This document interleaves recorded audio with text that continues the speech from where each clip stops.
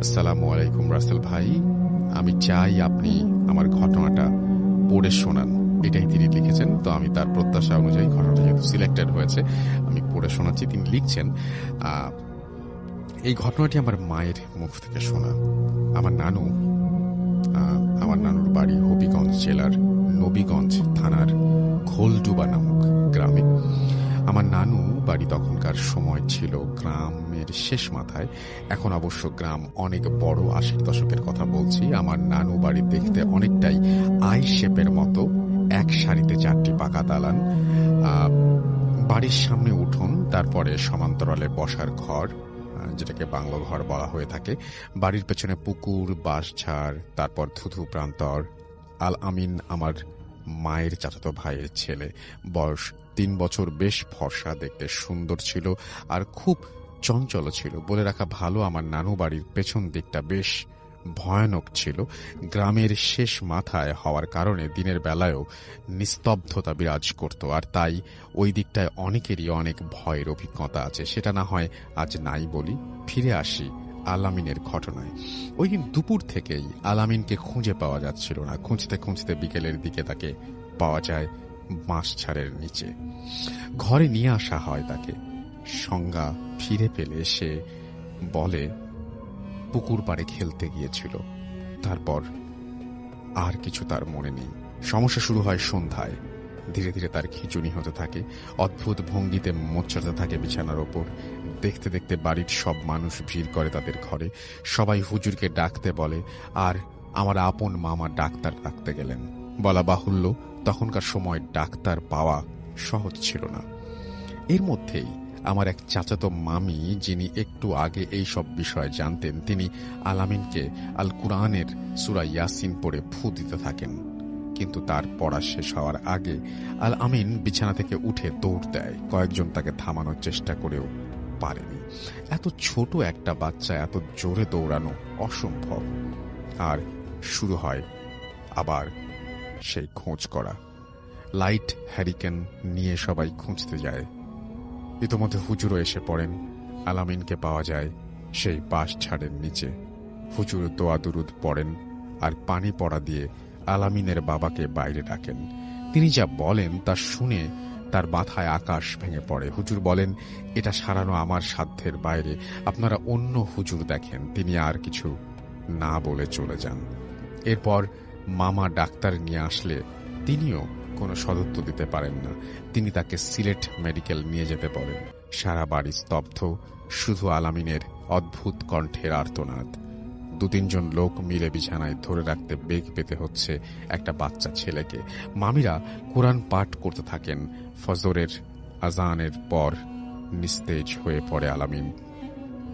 শেষ হয় বিভীষিকাময় একটি রাতের। দিনের বেলায় নিস্তেজ হয়ে রইল আলামিন। ওই দিনই গাড়ি রিজার্ভ করে সিলেট।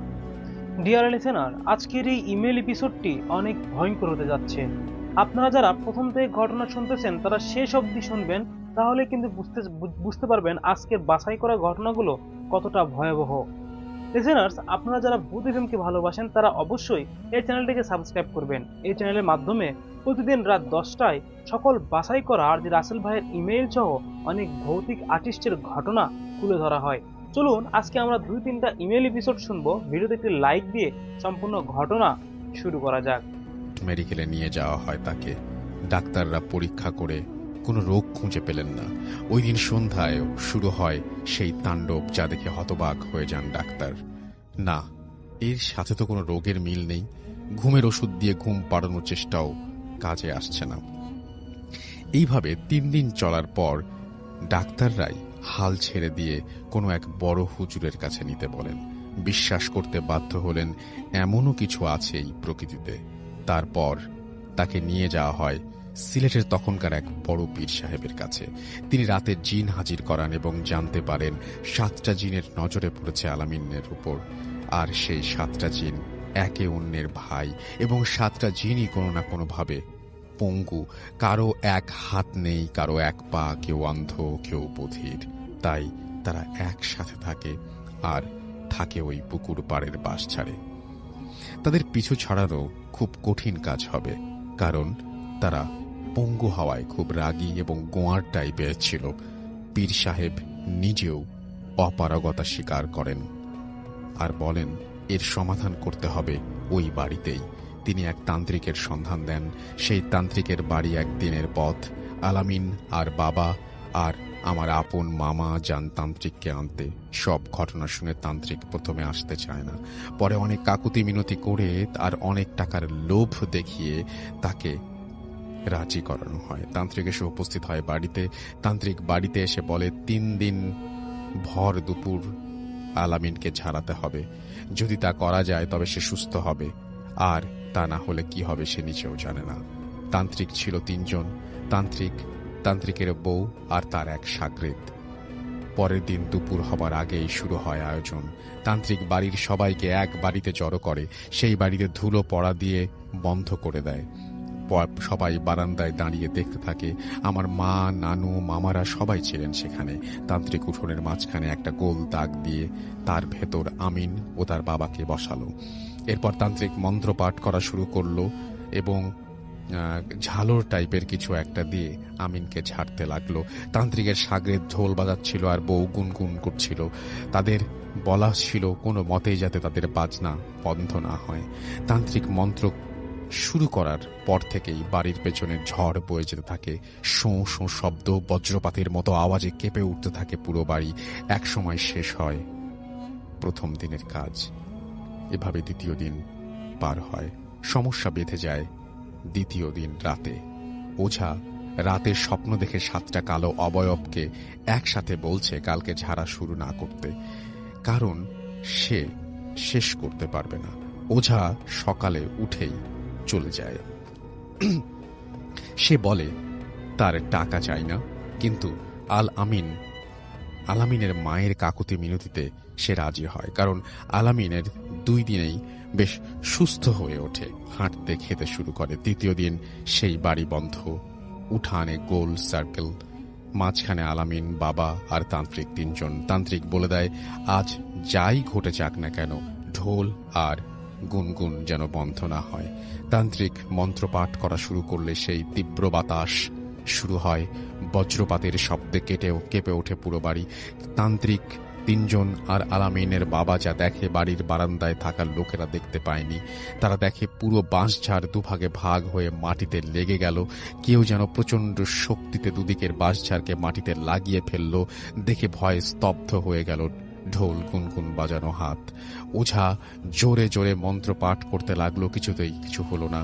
সবাই দেখলো কোনো এক অদৃশ্য শক্তি আল আমিনকে মাটি থেকে তুলে নিল শূন্যতে, তারপর তাকে ভাঁজ করে আছাড় মেরে ফেললো মাটিতে। চারিদিক চুপচাপ। পড়ে রইল আলামিনের নিথর দেহ। না, প্রাণহীন নয়, বেঁচে রইল আলামিন। আর 27টি বছর।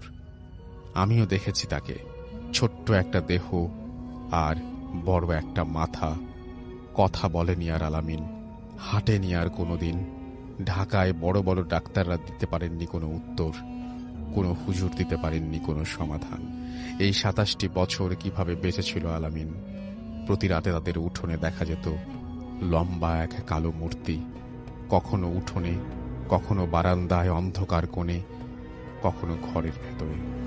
আস্তে আস্তে তাদের ঘরে লোকদের যাওয়া আসা বন্ধ হয়ে যায়।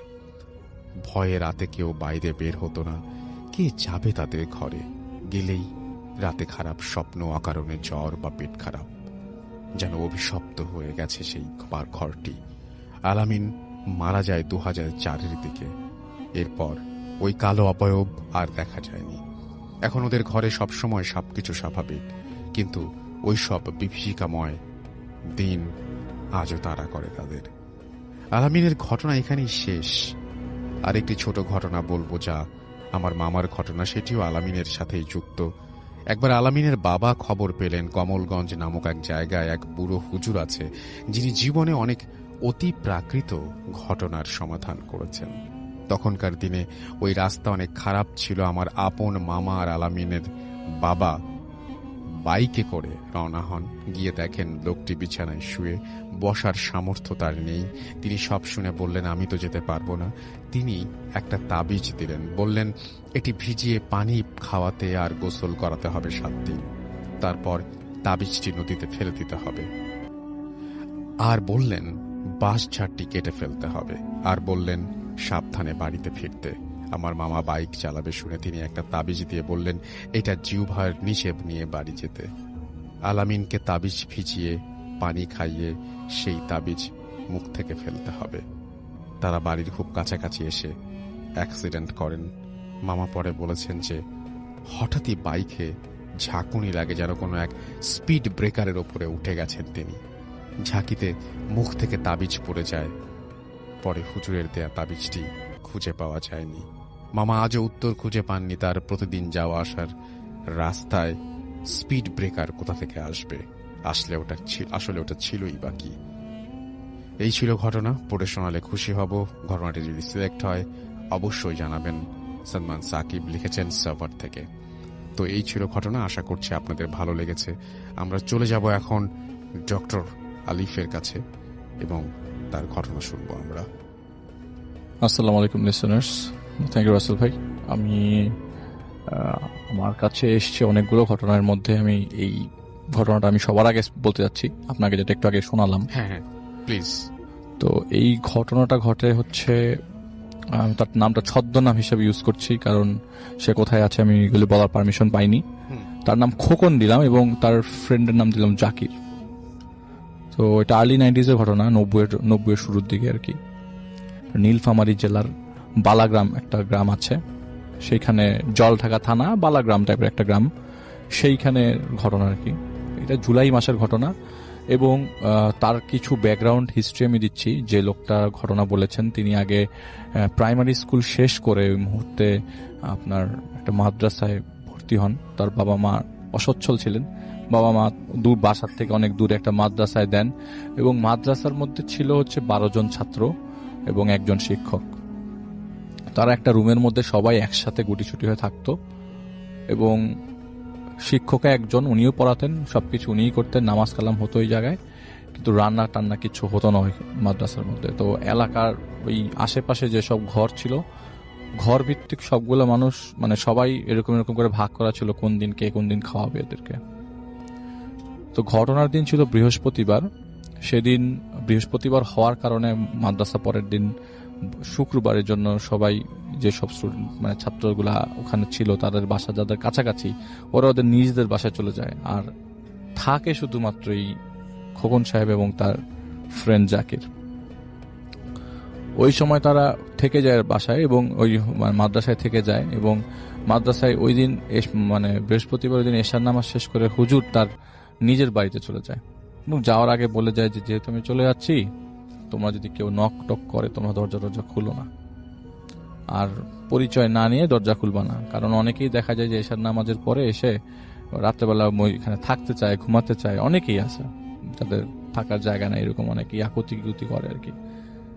তো ওনারা বলেছে ঠিক আছে। তো ওই দিন আবার যেই বাসায় খাওয়ার কথা ছিল, ওনারা দুজন ওই বাসায় খেয়ে দিয়ে মাদ্রাসে এসে ঘুমিয়ে পড়ে গল্প করতে করতে। এবং সেদিনের রাতটা ছিল এতটা ডিফারেন্ট একটা রাত যে আকাশে মেঘ চমকাচ্ছে, অনেক জোরে জোরে শব্দ হচ্ছে, আপনার আকাশটা কেমন লাল হয়ে আছে, মানে ক্লিয়ারলি সবকিছু ভিজিবল। ওনারা বাড়িটা মানে ওই বাসা থেকে খেয়ে আসার সময় মাদ্রাসা আসার পথে দেখা যায় অলমোস্ট দেখাই যাচ্ছে, মানে টর্চ লাইট লাগছে না আর কি গ্রামের রাস্তা দিয়ে হাঁটার সময়।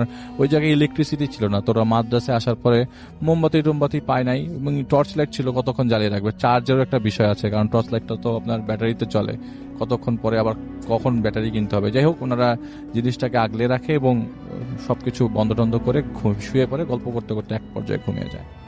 তন্দ্রার মতো লেগে আসে হঠাৎ। ওই সময়টা কয়টার দিকে এটা উনি প্রপারলি মনে করতে পারছেন না যে এটা কয়টার দিকে হতে পারে, কিন্তু হঠাৎ করে দরজায় ঠক ঠক করে শব্দ আসে। শব্দটা খুব জোরে জোরে আসে এবং বাইরে থেকে চিৎকার করছে, এই খোকন গেট খোল। উনি খুব মানে অবাক হয়ে যায়, এত রাতের বেলা। তো ভয়েস শুনে মনে হচ্ছে যে হুজুরের শব্দ, ওনাদের যে ওস্তাদ যে হুজুর ওনাদেরকে পড়া এখানে থাকে, ওনার মাদ্রাসা এটা। তো ওরা কি করলো, মানে ওই উঠে গেল, জাকির যে ছেলেটা ওর ফ্রেন্ড, ও ঘুমাচ্ছে এবং ওর একটা সমস্যা, যদি ঘুমায় যায় ওকে উঠানো যায় না। তো দরজা খুললো এবং লোহার দরজা খোলার পরে দেখলো যে বিদ্যুৎ চমকাচ্ছে এবং এই চমকানির মানে আলোতে বোঝা গেল না এটা হুজুর এসছে এবং বুড়াটা দেখেই বোঝা যাচ্ছে যে হুজুর এসছে। তো বলছে যে চল, একটা বিয়ের দাওয়াত আছে, বিয়ের খাবো একটা। ওই জাকির কোথায়, বলে ও তো ঘুমাচ্ছে, ওরে ডাক দে, ওকে উঠা। তো ওকে উনি কি করলো, মানে হুজুরের ধমকের শব্দে এক শব্দে যে তাড়াতাড়ি রেডি হয়ে গেল এবং জাকির উঠালো যে ওঠ ওঠ, একটা বিয়ে খাবো, হুজুর আসছে। তো হুজুর আবার জোরে জোরে বলছে বিয়ে খাবো, তুই ওঠ। তো সাথে সাথে রেডি হয়ে গেল। ওই ছেলেটা আবার ঘুমন্ত অবস্থায় আর কি, এমন যে ও একদম খুব উঠে গেছে এরকম কিছু না, ও ঘুমন্ত অবস্থায় ভয় দাঁড়িয়ে গেছে আর কি। হুজুরকে তো ভয় পায় সবাই। তো ওরা কি করলো, হুজুরের সাথে হাঁটা ধরলো, তালা টালা মেরে হুজুরের সাথে আগাচ্ছে। এমন সময় হুজুর বললো ওই যে সামনে ভ্যানটা আছে, ভ্যানটাতে গিয়ে ওঠ। তো ওই মুহূর্তে হুজুর ভ্যানে উঠে গেছে এবং উনি ভ্যানে উঠতে যাবে। তো এই যে জাকির ছেলেটা যে বন্ধুটা সাথে ছিল, ও না ঘুমাচ্ছিল দাঁড়ায় দাঁড়ায়, উঠছিল না। তো ওই মুহূর্তে ভাইটা মানে বললো যে এই, মানে হেসে দিছে আর কি। তো ওই সময় মানে হাসি পেয়ে গেছে যে দাঁড়ায় দাঁড়ায় ঘুমাচ্ছে। তোমার হুজুর বিশাল ধরে একটা ঝাড়ি দিছে, এই কি দুষ্টামি করতেছিস কেন। ওই মুহূর্তে উনি বললো যে আলিফ ভাই, আমি যেটা পেলাম আর কি সেটা হচ্ছে ওনার গায়ের থেকে এত বাজে গন্ধ আসছিল এবং মুখ থেকে যখন কথা বললো আরো বিকট, আরো কটকটে পচা গন্ধ আসলো এবং বমি হওয়ার মতো অবস্থা। আমি কি করলাম, জাকির উঠতে গেল, তখন উনি বললো এই জাকিরকে তুই মাদ্রাসায় রেখে আয়, ওর যাওয়ার দরকার নেই, তুই আমার সাথে চল। তো উনি কি করলো, জাকিরকে রেখে আসলো, বলছে যে এটা তো ইটস নট, এটা আসলে স্বপ্ন না, আমি হাঁটছি, আমি ধরছি, হুজুরের ঝাড়ি খাচ্ছি, জাকিরকে ঘরে তালা মেরে আসছি, এটা স্বপ্ন না। স্বপ্ন মাঝে মধ্যে আমি ভেঙে ফেলি, মানে উনি বলছে যে স্বপ্ন মাঝে মধ্যে আমি ভেঙে ফেলি। তো যাই হোক, উনি হুজুরের সাথে ভ্যানে ওঠে এবং ভ্যানে ওঠার পরেই হুজুর গায়ের থেকে এরকম বাজে গন্ধ আসছিল। তো হুজুর তো সবসময় আতর মেখে চলা মতো লোক, ওনার গায়ের থেকে এত বাজে গন্ধ কেন আসবে? আর বিয়ে সাথে গেলে তো পচা গন্ধ আসার প্রশ্নই আসে না। কিন্তু এত প্রশ্ন করার এত চান্স নাই, কারণ হুজুর ওনাদেরকে প্রচন্ড, মানে হুজুরকে ওরা প্রচন্ড ভয় পায়। উল্টাপাল্টা কিছু জিজ্ঞেস করলে কোথা থেকে কি ধরে বসে ও তো পেটানি দেয় নাকি। চুপচাপ ছিল। একটা পর্যায়ে প্রায় আধা ঘন্টা 45 মিনিট উনি ভ্যানের মধ্যে ছিলেন। রাত কয়টা বাজে এইটার কোনো আইডিয়াই ওনার নাই। ওই মুহূর্তে সাথে টর্চ লাইট ছিল। তো একটা পর্যায়ে ওনাদের ওই এলাকায় একটা নাম করা শ্মশান ঘাট ছিল। ওই শ্মশানের পাশে তারা এসে ভ্যানটা থামায়। ভ্যানটা থামানোর পরে হুজুর বলে, এবং উনি শ্মশানের কথা বলে যে এই শ্মশানটা এত পুরানো যে লক্ষাধিক মানুষের শেষকৃত্য সম্পন্ন হয়েছে, এত পুরাতন কবর, মানে এত পুরাতন শ্মশান ঘাট আর কি। তো হুজুরও হঠাৎ করে বললো যে তুই এখানে দাঁড়া, একটা লাশ নিয়ে আসবো, ওই লাশটা নিয়ে আসার পর দোয়া কালাম পড়তে হবে, 500 টাকা পাবি। তো তখন 500 টাকা 50 লাখ টাকার সমান ওর কাছে। অসচ্ছল ফ্যামিলি, 500 টাকা পাওয়া মানে 2 মাস চলা। যত কিছুই হোক 500 টাকা লাগবে যেভাবেই হোক। হুজুর যেটা বলে সেটাই, দাঁড়ায় থাকবে ওই জায়গায়। এরকম ডাট, মানে বাচ্চা কাচ্চা তখন 13-14 বছরের একটা ছেলে। হুজুর ওই মুহূর্তে ভ্যানটা নিয়ে চলে যায় এবং সে ওই জায়গায় দাঁড়িয়ে থাকে। এক পাশে শ্মশান আর এক পাশে ঘন জঙ্গল, আর বাম পাশে আপনার পিছন সাইডে ধান ক্ষেত এবং আকাশ তো পুরো লাল হয়ে আছে, মেঘ আর কি, আকাশে অনেক মেঘ। এমন সময় হুজুর আসে, অনেকক্ষণ দাঁড়িয়ে থাকে এবং একটা বাচ্চা মানুষ এরকম কখনো বলে যে আমি কখনো গ্রামে এতক্ষণ এক জায়গায় এতক্ষণ দাঁড়িয়েছিলাম না। হুজুর আসে, একটা লাশ নিয়ে আসে ভ্যানে করে। ভ্যান চালকটা ওই মুহূর্তে ওই জায়গা থেকে হেঁটে চলে যায় এবং যে লাশটা নিয়ে আসে সেই লাশটা একটা বস্তার মধ্যে রাখা, এবং বস্তা থেকে রক্ত চুয়ে চুয়ে পড়তে, সেটা তো আমি ক্লিয়ারলি বুঝতে পারছি, দেখাই যাচ্ছে। লাশটা যখন এসে মানে নামিয়ে রাখলো, আর হুজুরের অবস্থা খুব খারাপ, ঘেমে একবারে গোসল হয়ে এসছে, এরকম অবস্থা। তো হুজুর বলল যে তুই সূরা ইয়াসিন পড়া শুরু কর। তো উনি বলছেন যে আমি সূরা ইয়াসিন পড়বো, আমি তো কায়দাই পড়তে পারি না, সূরা ইয়াসিন কিভাবে পড়বো? ওখানে তখন মাদ্রাসা মাত্র 2-3 মাস হয়, কায়দাই ঠিক মতো পড়তে পারি না, সূরা ইয়াসিন তো আমি জানি না, পড়তে পারি না। হুজুরকে এই কথা বলার আগে উনি চিন্তা করলো যে ওই দিন আবার সকালবেলা, যেদিন ঘটনা সেদিন সকালবেলা আবার ও কায়দায় একটা ভুল করেছে। তো হুজুর দিন ওদেরকে খুব বেদ দিয়ে পিটিয়েছিল। হুজুর তো জানে আমি কায়দা পড়তে পারি না, তাহলে আমি কোথার থেকে কি পড়বো? আর যেটা তো বলেছে হুজুর যে এটার সব কাজ দাফন করতে হবে। হুজুর দেখি লাশ খুলে আমাকে, মানে লাশটার হচ্ছে এরকম অবস্থা যে মাথা আছে সবকিছুই, কিন্তু চোখটা হচ্ছে বুকের মধ্যে। লাশটা খোলার পরে দাড়ি টাড়ি আছে, লাশটা অনেক লম্বা। হঠাৎ করে উনি বললো যে এখন যেটা হচ্ছে এটা, আর ওই হুজুরটা ওই সময় বলছে যে সূরা ইয়াসিন পড়, তোর খবর আছে। এমন সময় হুজুরের কাছ থেকে অনেক মানে বাজেভাবে হাসার শব্দ আসতে থাকলো। উনি কি করলো, ওই হুজুরের সামনেই বিসমিল্লাহির রহমানির রহিম পড়লো। এটার সাথে সাথেই ওই লাশের আকৃতিটা চেঞ্জ হয়ে গেল এবং উনি বুঝতে পারলো যে এত ছোট হয়ে যাওয়ার কারণ কি। দেখলো যে এটা ওনার ফ্রেন্ডের লাশ, এটা যেই ফ্রেন্ডকে মাদ্রাসায় রেখে আসলো সেই ফ্রেন্ডের লাশ, জাকিরের লাশ। হুজুর বলছে যে এটাই আজকে বিয়ের খাওয়া, এটাই খাবো, তুই সূরা ইয়াসিন পড়, এটা পড়লে আরো সুবিধা আমার খেতে। হঠাৎ করে হুজুরের শেপ চেঞ্জ হয়ে গেল। শেপ চেঞ্জ হয়ে যাওয়ার পর হুজুর হয়ে গেল, হুজুরটার আসলে বেশ ধারণ করেছিল, কুকুর হয়ে গেল এবং অনেক বড় কুকুর হয়ে গেল। উনি ওই লাশটা চাটা শুরু করলো। এমন সময় ঘেউ ঘেউ করতে করতে পেছন থেকে আরো কতগুলা কুকুর আসলো এবং উনি ছিটকে চলে গেল 100 ফিট দূরে এবং উনি বিসমিল্লাহির রহমানির রহিমই পড়ছে, আর কিছু পড়ছে না। তো হঠাৎ করে একটা কুকুর এসে অনেকগুলো ওই যে কয়টা কুকুর আসলো ওরা কি করলো, ওই লাশটার চারিপাশে থাকলো, মানে ওই লাশটাকে শুকছে বা চাচ্ছে এরকম কিছু একটা, দূর থেকে প্রপারলি দেখা যাচ্ছে না। হঠাৎ করে দৌড়ে একটা কুকুর এসে ওনার পায়ে কামড় দিল। পায়ে কামড় দেওয়ার পর উনি ওই বিসমিল্লাহির রহমানি পড়তে পড়তে পড়তে পড়তে একটু সামনে দৌড়াতে দৌড়াতে একটা মন্দির পেল, মন্দির ভেতরে ঢুকে গেল। কিন্তু তখন ওই কুকুররা তার পেছা ছাড়ে না, তাকে তাড়া করতে করতে মন্দির ভেতরে কুকুর সহ ঢুকে যায়। উনি বাঁচার জন্য এত গাছপালা কিছুতেই না উঠে মন্দিরের ভিতরে ঢুকে, এবং উনি তো মুসলমান, উনি তো হাফেজ, মানে পরে তিনি হাফেজ হন আর কি অন্য মাদ্রাসা থেকে। তো আমি ওনার ঘটনা বলতে যে আমি খুব হয়ে গেলাম যে মন্দিরের ভিতরে ঢুকে উনি পুরো মূর্তির উপর উঠে যায় এবং নিচে কুকুরগুলা সব ওনাকে ধাওয়া করতে করতে নিচে মানে কুকুর চিৎকার করছে আর কি নিচে ওনাকে দেখে। উনি হঠাৎ করে এই মূর্তির মাথা ভেঙে পড়ে যায় নিচে। আসল ভাই উনি ওনার জ্ঞান নাই, উনি আর জ্ঞান ফিরাতে পারেন নাই এবং বলেছে যে আমি হঠাৎ করে ঘুমিয়ে যাই, আমার আর কিছু মনে নাই। ঘুম ভাঙার পরে দেখি যে আমি আমার হাত পা ঠিক মতো নাড়াতে পারছি না, আমার চারিপাশে আমার সারা শরীরে ক্ষত বিক্ষত। আমার মা আমাকে কান্না করছে, মাকে জিজ্ঞেস করলাম তোমরা আমাকে কিভাবে পেলে, তোমরা কোথা থেকে আসলা, কালকে রাতে আমি যা ফেস করছি তো আমি তোমাকে বলতে পারবো না, জাকিরের কি অবস্থা। তোর মা কান্না করতে করতে বলে যে জাকির তো মারা গেছে বাবা। বলে তোমরা কিভাবে খবর পেলা, বলে যে আমাকে তো খবর দিয়ে নিয়ে আসছে, আসলে গতকালকে তোমাদেরকে। তাহলে কাহিনী কি, বলে যে জাকিরকে মৃত অবস্থায় মাদ্রাসার পাশে পাওয়া গেছে এবং তোমাকে পাওয়া গেছে একটা শ্মশান ঘাটের কাছে। বলে কিভাবে, বলে যে ওখানে রাতের বেলা একজন একদল লোক এসে একটা ডেড বডি পোড়াতে এসেছিল, তখন দেখে তুমি পড়ে আছো, ওই জায়গায় ওখান থেকে তোমাকে নিয়ে এসে এবং মাইকিং করে অ্যানাউন্স করে হুজুর যখন খুঁজতে আসে তোমাদেরকে তখন তাকে পাওয়া যায়। তো প্রথমে ভাবা হচ্ছিল যে হুজুর হয়তো বা ওকে জাকিরকে মেরে ওই জায়গায় রেখে ওকে মারধর করে শ্মশানের কাছে ফেলে রাখে। পরবর্তী সময় জিনিসটা ভুল ভাঙে যে না, আসলে হুজুর এরকম কিছুই করে নাই, এটা সামহাও কোনো জিন দ্বারা ঘটিত ঘটনা। এবং আপনি জানেন যে জিন তো শেপ শিফট করতে পারে, তো এই জিনই এটা করেছে এবং ওইখানে আশেপাশে মোটামুটি সবাইকে টার্গেট করেছে, সব স্টুডেন্টদেরকে।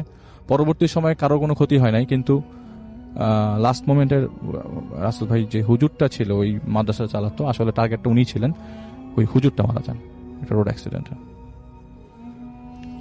এটা ছিল প্রথম ঘটনা। থ্যাংক ইউ ভেরি মাচ যারা আমাদের সঙ্গে আছেন এবং পুরোটা সময় আমাদের সঙ্গে থাকবেন। আমাদের আরো দারুণ দারুণ সব ঘটনা রয়েছে। আমাদের অতিথিরা আজকে এখানে উপস্থিত আছেন, দে আর ভেরি স্পেশাল।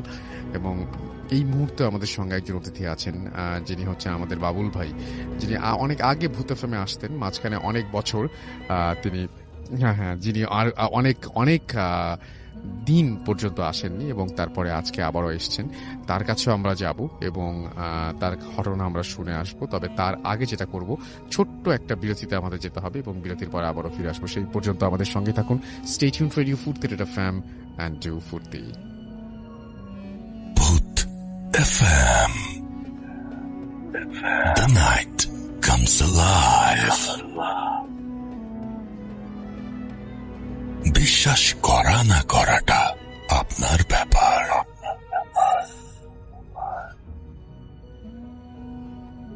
ইয়েস, বিশ্বাস করা বা না করাটা আপনার ব্যাপার। You are listening to radio Foorti FM. আমি চলে যাব এখন আমাদের দ্বিতীয় অতিথির কাছে এবং তার কাছ থেকে ঘটনা শুনে আসবো আমরা, এবং চমৎকার ঘটনা আপনারা শুনে অনেক মজা পাবেন। চলুন শুনে আসি আপনার আমাদের তৃতীয় ঘটনা দ্বিতীয় অতিথির কাছ থেকে। ওকে জি, আসসালামু আলাইকুম। আসসালাম। আসসালামু আলাইকুম লিসেনার, আমি সাকওয়াত বাবুন, পুরান ঢাকা থেকে। জি, অনেকদিন পরে রাসেল ভাইয়ের আমন্ত্রণে এসেছি। হ্যাঁ বাবুন ভাই, আপনি অনেকদিন পরে এসেছেন এবং অনেক বছর হবে বোধহয় আসলে। হ্যাঁ সেটাই। আসলে কাজের ব্যস্ততার জন্য আসা হয় না। তবে মাঝে মাঝে আসবেন, আমাদেরও ভালো লাগে। ইনশাআল্লাহ আসবো। জি। একবার শুরু করলে আসলে ভূত এফএম আমাদের প্রাণের অনুষ্ঠান। সেটাই। তো এটা ছাড়া আসলে আমরা থাকতে পারি না। প্রতিদিন রাতে যে ঘুমাতে গেলে ভূত এফএম কানের সাথে বাজাইতে হয় আর কি। না বাজে এটা আমি আসলে ভূত এফএম শুনে শুনে ঘুমাই। সত্যি কথা, আমার মোবাইল চেক করলে আপনি দেখবেন সবসময় ভূত এফএম শুনে শুনে ঘুমাই। তো আমি আমার ঘটনা শুরু করি। জি। তো আসলে যে মানুষের জীবনে অনেক অপার্থিব ঘটনা ঘটে যায়, যেগুলো আসলে বিশ্বাস না করে কোনো উপায় থাকে না। তো আমি যে ঘটনাটা প্রথম বলবো সেটা হচ্ছে আমার নিজের সাথে ঘটে যাওয়া এই কিছুদিন আগের, মানে গত 1-1.5 মাস আগের একটা ঘটনা। তো সেদিন ছিল শুক্রবার। আমি সন্ধ্যার আজান পড়ে গেছে, আমি অজু করে আমার বেডরুম থেকে জায়নামাজটা হাতে নিয়ে চিন্তা করছি ড্রয়িং রুমে যেয়ে আমার নামাজটা, আমি কাজটা করি, নামাজটা পড়বো আর কি। তো ঠিক আমি ড্রয়িং রুম থেকে, আমার বেডরুম থেকে হেঁটে যখন আমি ড্রয়িং রুমের মাঝখানে এসেছি, ডাইনিং স্পেসে এসেছি, তখন ডাইনিং স্পেসে আমি এরকম সময় দরজায় নক হয়েছে আমার। তো দরজায় নক হলো, 1-2বার টক টক টক টক করে নক হলো। তো আমি বললাম যে কে, আমি ডাইনিং থেকেই বললাম যে কে, কোনো শব্দ হলো না। তো আমার এক হাতে জায়নামাজ, আমি দাঁড়িয়ে আছি ডাইনিং স্পেসের মাঝখানে, চেয়ারটা ধরে কাছাকাছি। তো আমি হেঁটেই ওইখান দিয়ে চলে যাবো ইয়াতে, আপনার মেন ডোরটার কাছে আমার। তো আমি আবার বললাম কে, কোনো শব্দ নেই। তারপর আরেকটু কাছে যেয়ে যখন জিজ্ঞেস করলাম কে, তখন বাইরে থেকে শব্দ আসলো, এই বাবন দরজাটা খুলো। তো দরজাটা আমি ঠিক চিনতে পারলাম না যে কে ডাকলো, কিন্তু স্পষ্ট ভাবে ডাকলো, এই বাবন দরজাটা খুলো। তো দরজাটা খুললাম, দরজাটা খুলে দেখলাম আমি আমার শ্বশুর দাঁড়িয়ে আছেন। তো শ্বশুর দাঁড়িয়ে আছেন, তার পিছনে 2টা ব্যাগ নিয়ে তার ড্রাইভার, তার ঠিক বাম পাশে তার ছোট মেয়ের যে একটা ছেলে আছে সে, আর তার পাশে আরেকটা মেয়ে দাঁড়ায় আছে একই বয়সের, তো 8-10 বছর হবে, দুজনের খুব হেলদি একটু স্বাস্থ্য। তো দাঁড়াচ্ছে, আমি সালাম দিলাম, বাবা আসসালামু আলাইকুম। তো উনি বললেন ওয়ালাইকুম আসসালাম, কেমন আছো তুমি? আমি বললাম জি ভালো আছি, বাবা আপনি কেমন আছেন? তো আমাদের কুশল বিনিময়ের পরে বললাম যে বাবা আসেন, আমাদের আবার গেটটার মাঝখানে আবার একটা গ্রিলের মতো আছে যেটাতে আমরা সিকিউরিটির জন্য, ওইটা খুলে দেওয়ার পরে গেটটা ওপেন হয়ে যায়। তো আমি ওইটা খুলে দিলাম, বাবা ভিতরে আসলেন। তো আমি ড্রয়িং রুমে ঢুকে গেলাম, যেহেতু আমি ড্রয়িং রুমে নামাজ পড়বো। তো আমি দেখলাম যে বাবার পাশে যে ছেলেটা দাঁড়াচ্ছে সেটা হলো আমার ছোট শালিকার আর কি ছেলে, নাবেদ, একটু হেলদি ছেলেটা দেখতে, একটু কালো। তো তার পাশে যেই মেয়েটা দাঁড়ায় আছে একই বয়সের, এবং সে একটা শর্ট স্লিভ জামা পরে আছে, চুলগুলো ঘাড় পর্যন্ত কাটা, আমার দিকে তাকায় হাসতেছিল। আর নাবেদও আমার দিকে তাকায় আছে। তো আর পিছন থেকে ড্রাইভার আমাকে বললো দরজা পরে, দুলাভাই আসসালামু আলাইকুম, কেমন আছেন? আমি বললাম হ্যাঁ তুমি কেমন আছো রফিক, আসো ভিতরে আসো। তো আমি ভিতরে, বাবা আসেন বলে গেটটা খুলে দিয়ে আমি ড্রয়িং রুমে চলে গেলাম। কিন্তু আমি নামাজে যাইতে যেতে চিন্তা করতেছি যে এই মেয়েটাকে, কারণ ওকে আমি কখনো দেখি না, এরা আমাদের ফ্যামিলির মানুষ, সবাইকে আমি চিনি মোটামুটি। তো নামাজে দাঁড়াইতে দাঁড়াইতে তখন আবার চিন্তা করলাম হয়তো আমার এই শালির হাজবেন্ডের ফ্যামিলির কেউ হবে, তার ভাই অথবা তার কোনো রিলেটিভ, তাদের হয়তো নাবেদের সাথে, নাবেদ যেহেতু আসছে তো তার সাথে আসছে। তো আমার শ্বশুর আমার বাড়িতে বাসায় আসলে কিন্তু খুব একটা বেশিক্ষণ থাকেন না, 2-3 ঘন্টা থাকেন, মেয়ের সাথে গল্প টল্প করেন, মেয়ের সাথে কিছু কাজ টাজ আছে বাড়ি সংক্রান্ত, তো সেগুলো নিয়ে তারা আলোচনা করে তারপরে চলে যায়। তো আমি নামাজের মধ্যে ওই মেয়েটার কথা, বাচ্চা মেয়েটার কথা ভুলতেই পারতেছিলাম না। আমি সূরা পড়তেছিলাম, আমার বারবার চিন্তার মধ্যে আসতেছিল যে মেয়েটা কে, আমি তো চিনতে পারলাম না। তো নামাজ শেষ করলাম, নামাজ শেষ করে যখন আমি ফরজ নামাজ শেষ করে আপনার সালাম ফিরিয়ে দেখি আমার ওয়াইফ আমার পিছনে এসে দাঁড়ায় আছে। তো আমি আমার ওয়াইফকে জিজ্ঞেস করলাম এই মেয়েটা কে? তো আমি তখনও সুন্নত নামাজ আমার বাকি আছে। তো আমার ওয়াইফ বললো যে কোন মেয়ে? আমি বললাম এই যে নাবেদের পাশে দাঁড়ায় ছিল যে মেয়েটা আসছে, এই মেয়েটা কে? বলে নাবেদের সাথে তো কোনো মেয়ে আসে নাই, তুমি কি দেখলা? আমি বললাম কি বলো তুমি? আমি তো বসা থেকে দাঁড়ায় গেছি, দাঁড়ায় বললাম যে এই কি বলতো তুমি আমার সাথে ফান করতেছো? আমি নামাজের মধ্যে দাঁড়ায় আছি, তুমি এটা কি বলতেছো? একটা বাচ্চা মেয়ে দাঁড়ায় ছিল নাবেদের সাথে, আমার দিকে তাকায় তাকায় হাসতেছিল, এবং রাসেল ভাই বিশ্বাস করেন এই যে এখন যে আমি তাকে বলতেছি আপনাকে এই ঘটনাটা, আমি মেয়েটাকে দেখতেছি, মানে এত জীবন্ত। তো আপনি এখনো দেখতে পাচ্ছেন? এখনো দেখতে পাচ্ছি। আমি এখন ওই সিনটা দেখতেছি যে মেয়েটা, আমার শ্বশুর দাঁড়ায় আছে পাঞ্জাবি পরে, তার পাশে নাবেদ এবং তার পাশে ওই মেয়েটা, মানে 3 জনের দরজাটা বন্ধ হয়ে গেছে, ব্লক হয়ে গেছে মনে করেন, আর পিছনে ড্রাইভার দাঁড়ায় আছে 2টা ব্যাগ নিয়ে হাতে।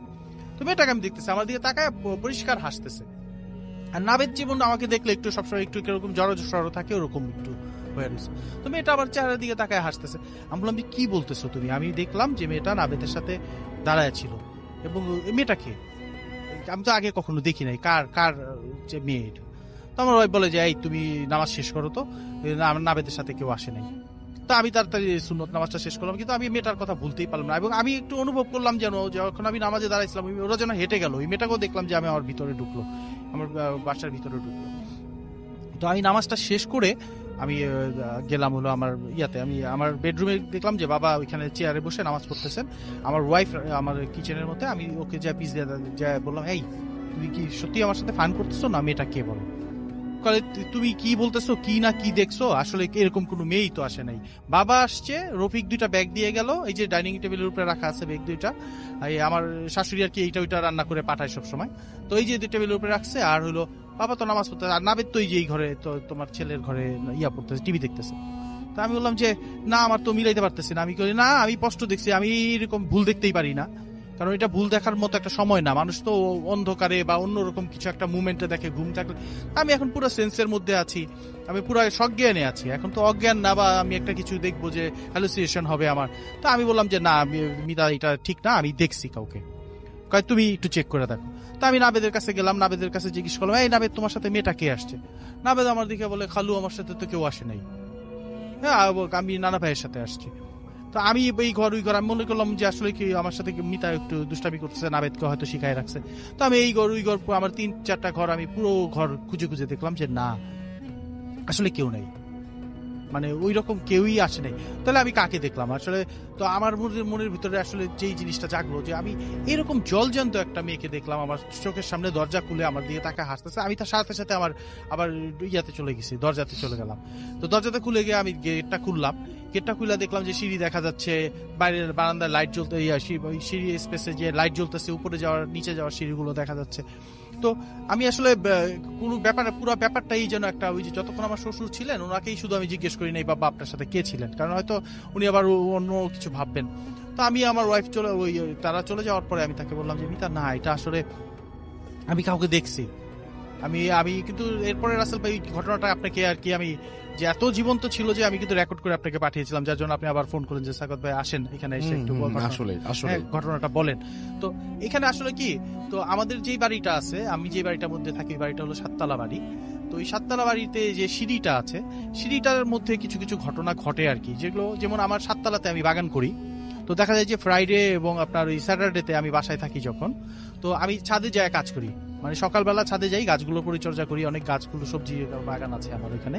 তো হঠাৎ করে একদিন আমি এই ঘটনাটা ওইটার সাথে রিলেটেড মনে হয় যে ওই ঘটনাটা কয়েকদিন আগে আমি ছাদে বসে কাজ করতেছি সকালবেলা। তা আমার একটা বিড়াল আছে, বিড়ালটা আমার সাথে 7তলায় যায়, ও একদম ছাদে যেয়ে আমি যে কাজ করি ও পাশে বসে থাকে। আমি রাসেল ভাই আপনাকে ছবি দেখাবো যে হঠাৎ করে একদিন ও আমার সাথে গেছে, আমি সকালবেলা কাজ করতেছিলাম, মাটি করে সারটার দেওয়ার করতেছিলাম, প্রস্তুতি নিচ্ছিলাম। বিড়ালটাকে দেখলাম ঘর ঘর ঘর ঘর ঘর ঘর করে শব্দ করলো। এই জিনিসটা আমি আমার ফেসবুকে শেয়ার করছিলাম। তো আমার সাথে মোবাইল আছে, আমি হঠাৎ করে কাজ ফেলে বিড়ালের দিকে তাকালাম, দেখলাম যে ও আমার গাছের নিচে বসে আছে, আমার মরিচ গাছ আছে, বোম্বাই মরিচ গাছের নিচে, এবং সে মানে কিরকম অ্যাবনর্মাল অ্যাটিটিউড করতেছে, মানে ওর ঘর ঘর ঘর যেমন বিড়াল। তো আমি আবার দেখলাম যে ওদের একটা দিকে তাকায় আমার ঠিক পিছনে, আমার পিছনটার দিকে তাকায় ওরকম গড় গড় শব্দ করতেছে। তো আমি আমার পিছনে তাকাইলাম। তো রাসেল ভাই আমার একটা অনুভূতি হলো কি, যে আমার চুলগুলো খাড়ায় গেল, আমার সারা শরীরের মধ্যে কেমন একটা অনুভূতি হলো, মনে হলো যে ও একটা কিছু দেখতেছে বিড়ালটা। তারপরে ওইখানে বসে কিছু মানে এরকম অ্যাবনর্মাল আচরণ শুরু করলো যে আমার ভয় লেগে গেছে। আমি ঠিক একদম অনুভব করলাম যে আমার পাশে কেউ একজন আছে, বা আমার পিছনে, ঠিক আমার পিছনে আছে, এবং সে মুভ করতেছে, বিড়ালটাও তার মাথাটা ঘুরাইতেছে, মানে বিড়ালটা একদিকে তাকায় এরকম করতেছে না, বিড়ালটা ঘুরতেছে। অথচ আমার পিছনের দেয়ালটা একদম একটা দেয়াল, তার পিছনে খালি স্পেস, মানে 7তলার উপরে যা হয় আর কি, বাইরের টোটাল খোলা স্পেস গুলো। ভর দুপুর বেলা, মানে সকালবেলা, মানে 11টা বাজে এরকম। তো এরকম সময় বিড়ালটা যে অ্যাটেন্ড করলো, আমি পিছনে দাঁড়ায় আমি কিন্তু কি করলাম, আমার মোবাইলটা অন করে তারপর আমি দেখলাম, আমি একটু সূরা পড়লাম, বললাম যে তোমরা আমার পিছনে যেই হও না কেন, যেই থাকো না কেন, বিড়ালটা কিন্তু দেখছে। এবং আমি কিন্তু সূরা পড়তেছি, আমি সূরা ইখলাস পড়লাম, পরে নিজেকে ফু দিলাম। তো এই ঘটনাটা তো আছেই, এরকম একটা অভিজ্ঞতা হলো। তার আরেকটা ঘটনা হলো যে রাতে বেলা প্রায় আমাদের বাসায় একটা বিড়াল আসে, কিন্তু সাদা বিড়াল। আমি আপনাকে বলছি যে আমার একটা ফ্ল্যাটে ঢুকে যায়, ওই ভাবিটার ঘটনা বলেছি। ভাবিটা কিন্তু এখন সিক, মানে যে ভাবির ফ্ল্যাটে বিড়ালটা ঢুকে যায় এবং ঢুকে তার ফ্ল্যাটটার মধ্যে দেখা যায়, কিন্তু খুঁজলে আর পাওয়া যায় না। তো রাতে বেলা একদিন আপনার 11:30 পৌনে 12টা বাজে, তো আমি ওই ওই বিড়ালটাকে ধরার জন্য একটু ছিলাম আর কি কয়েকদিন, যে বিড়ালটা কি আসে কোত্থেকে দেখি।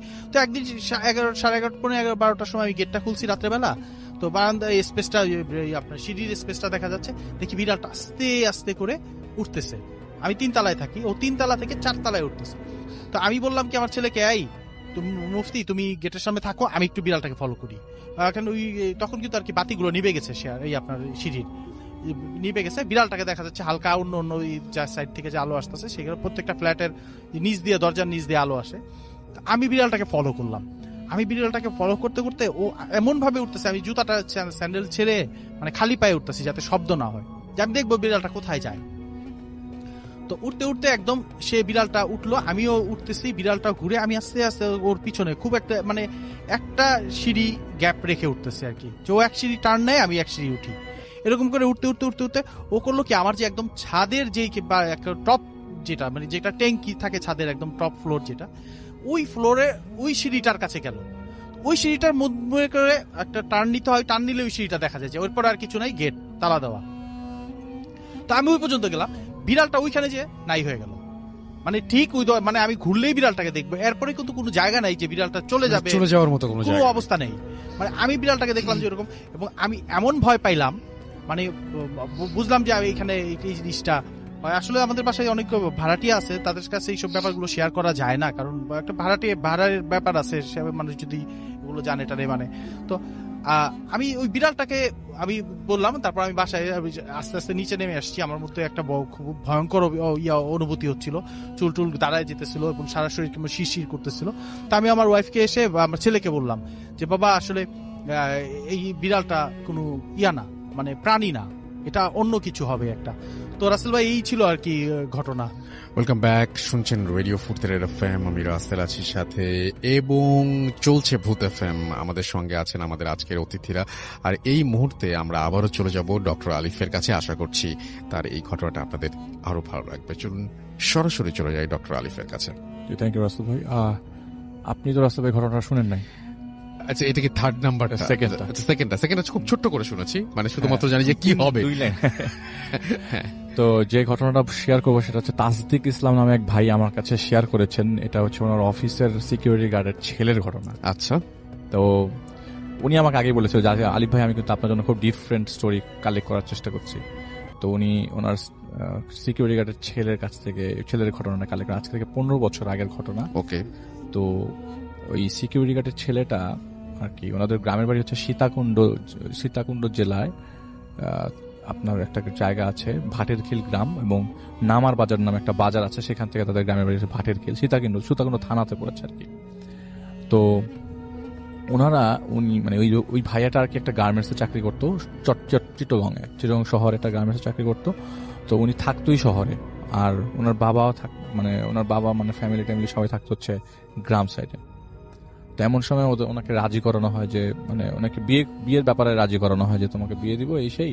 আর আজ থেকে 15 বছর আগে ওনাদের মানে মোবাইল ছিল, কিন্তু ওনাদের এলাকায় কয়জনের সাথে কাছে মোবাইল তখন দাম অনেক বেশি ছিল, সেই জন্য মোবাইল এতটা ছিল না সাথে। তো কন্ট্যাক্ট করে ওনাকে অনেক কনভিন্স করার ট্রাই করা হয় যে একটা মেয়ে দেখা হয়, তুমি আসো, এবার ছুটি হচ্ছে তোমাকে কয়েকদিন মধ্যে, ওই কোনো কিছু একটা ছুটি ছিল 5-7 দিনের। তো উনি অনেকদিন যাবত যেহেতু সীতাকুণ্ডে আসা হয় না, সেজন্য তিনি প্ল্যান করে এরকম ভাবে একটা প্ল্যান করে, ঠিক আছে আমি তোমাদের কোথায় মেয়ে দেখবো, এবং যথারীতি উনি চিটগং থেকে সীতাকুণ্ড আসেন আর কি বাস দিয়ে। সেদিন নামতে নামতে রাতে 1টা বেজে যায়। ঘটনাটা সেদিনের রাতেরই।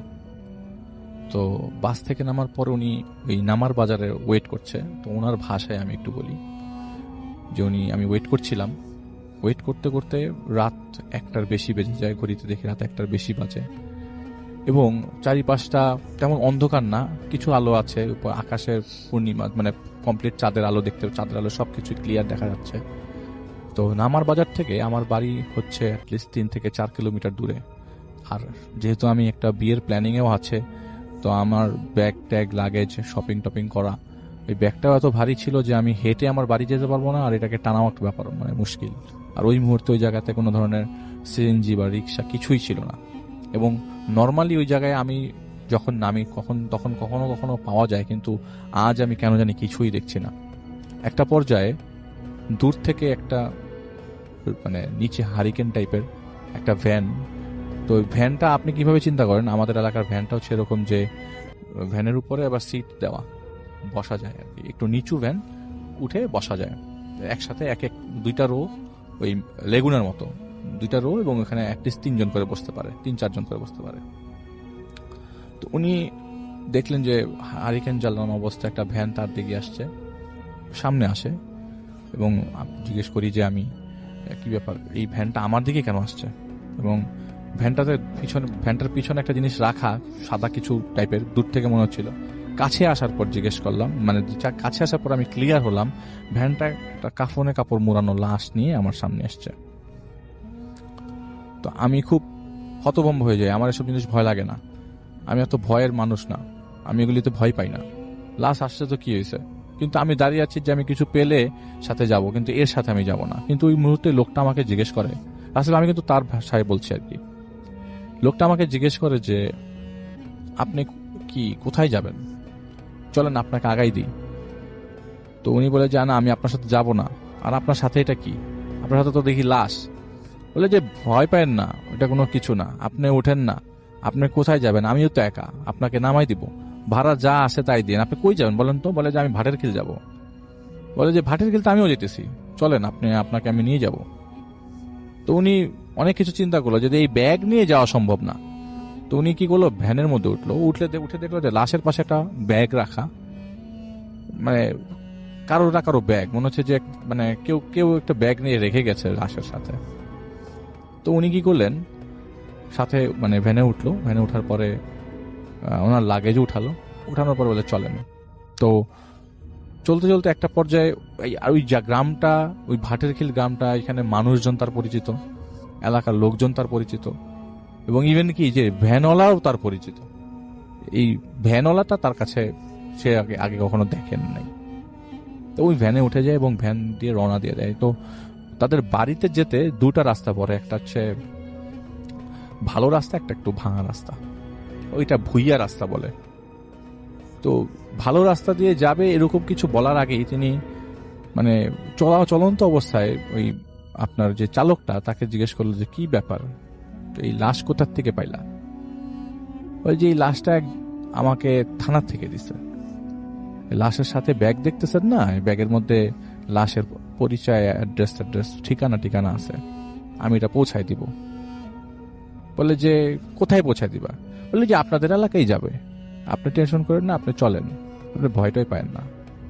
বলে ভয় পাওয়ার কোনো বিষয় না, কিন্তু কথা হইতেছে একটা লাশের সাথে যাইতেছি, আমার তো মানে এরকম অভিজ্ঞতা আগে কখনো হয় নাই। তো উনি আসলে ভয় কাটানোর জন্য এবং কোনো কিছু তাকে অ্যাটাক না করে এই জন্যই সে কনভারসেশন চালিয়ে যাচ্ছিল ওই ভ্যানওয়ালার সাথে।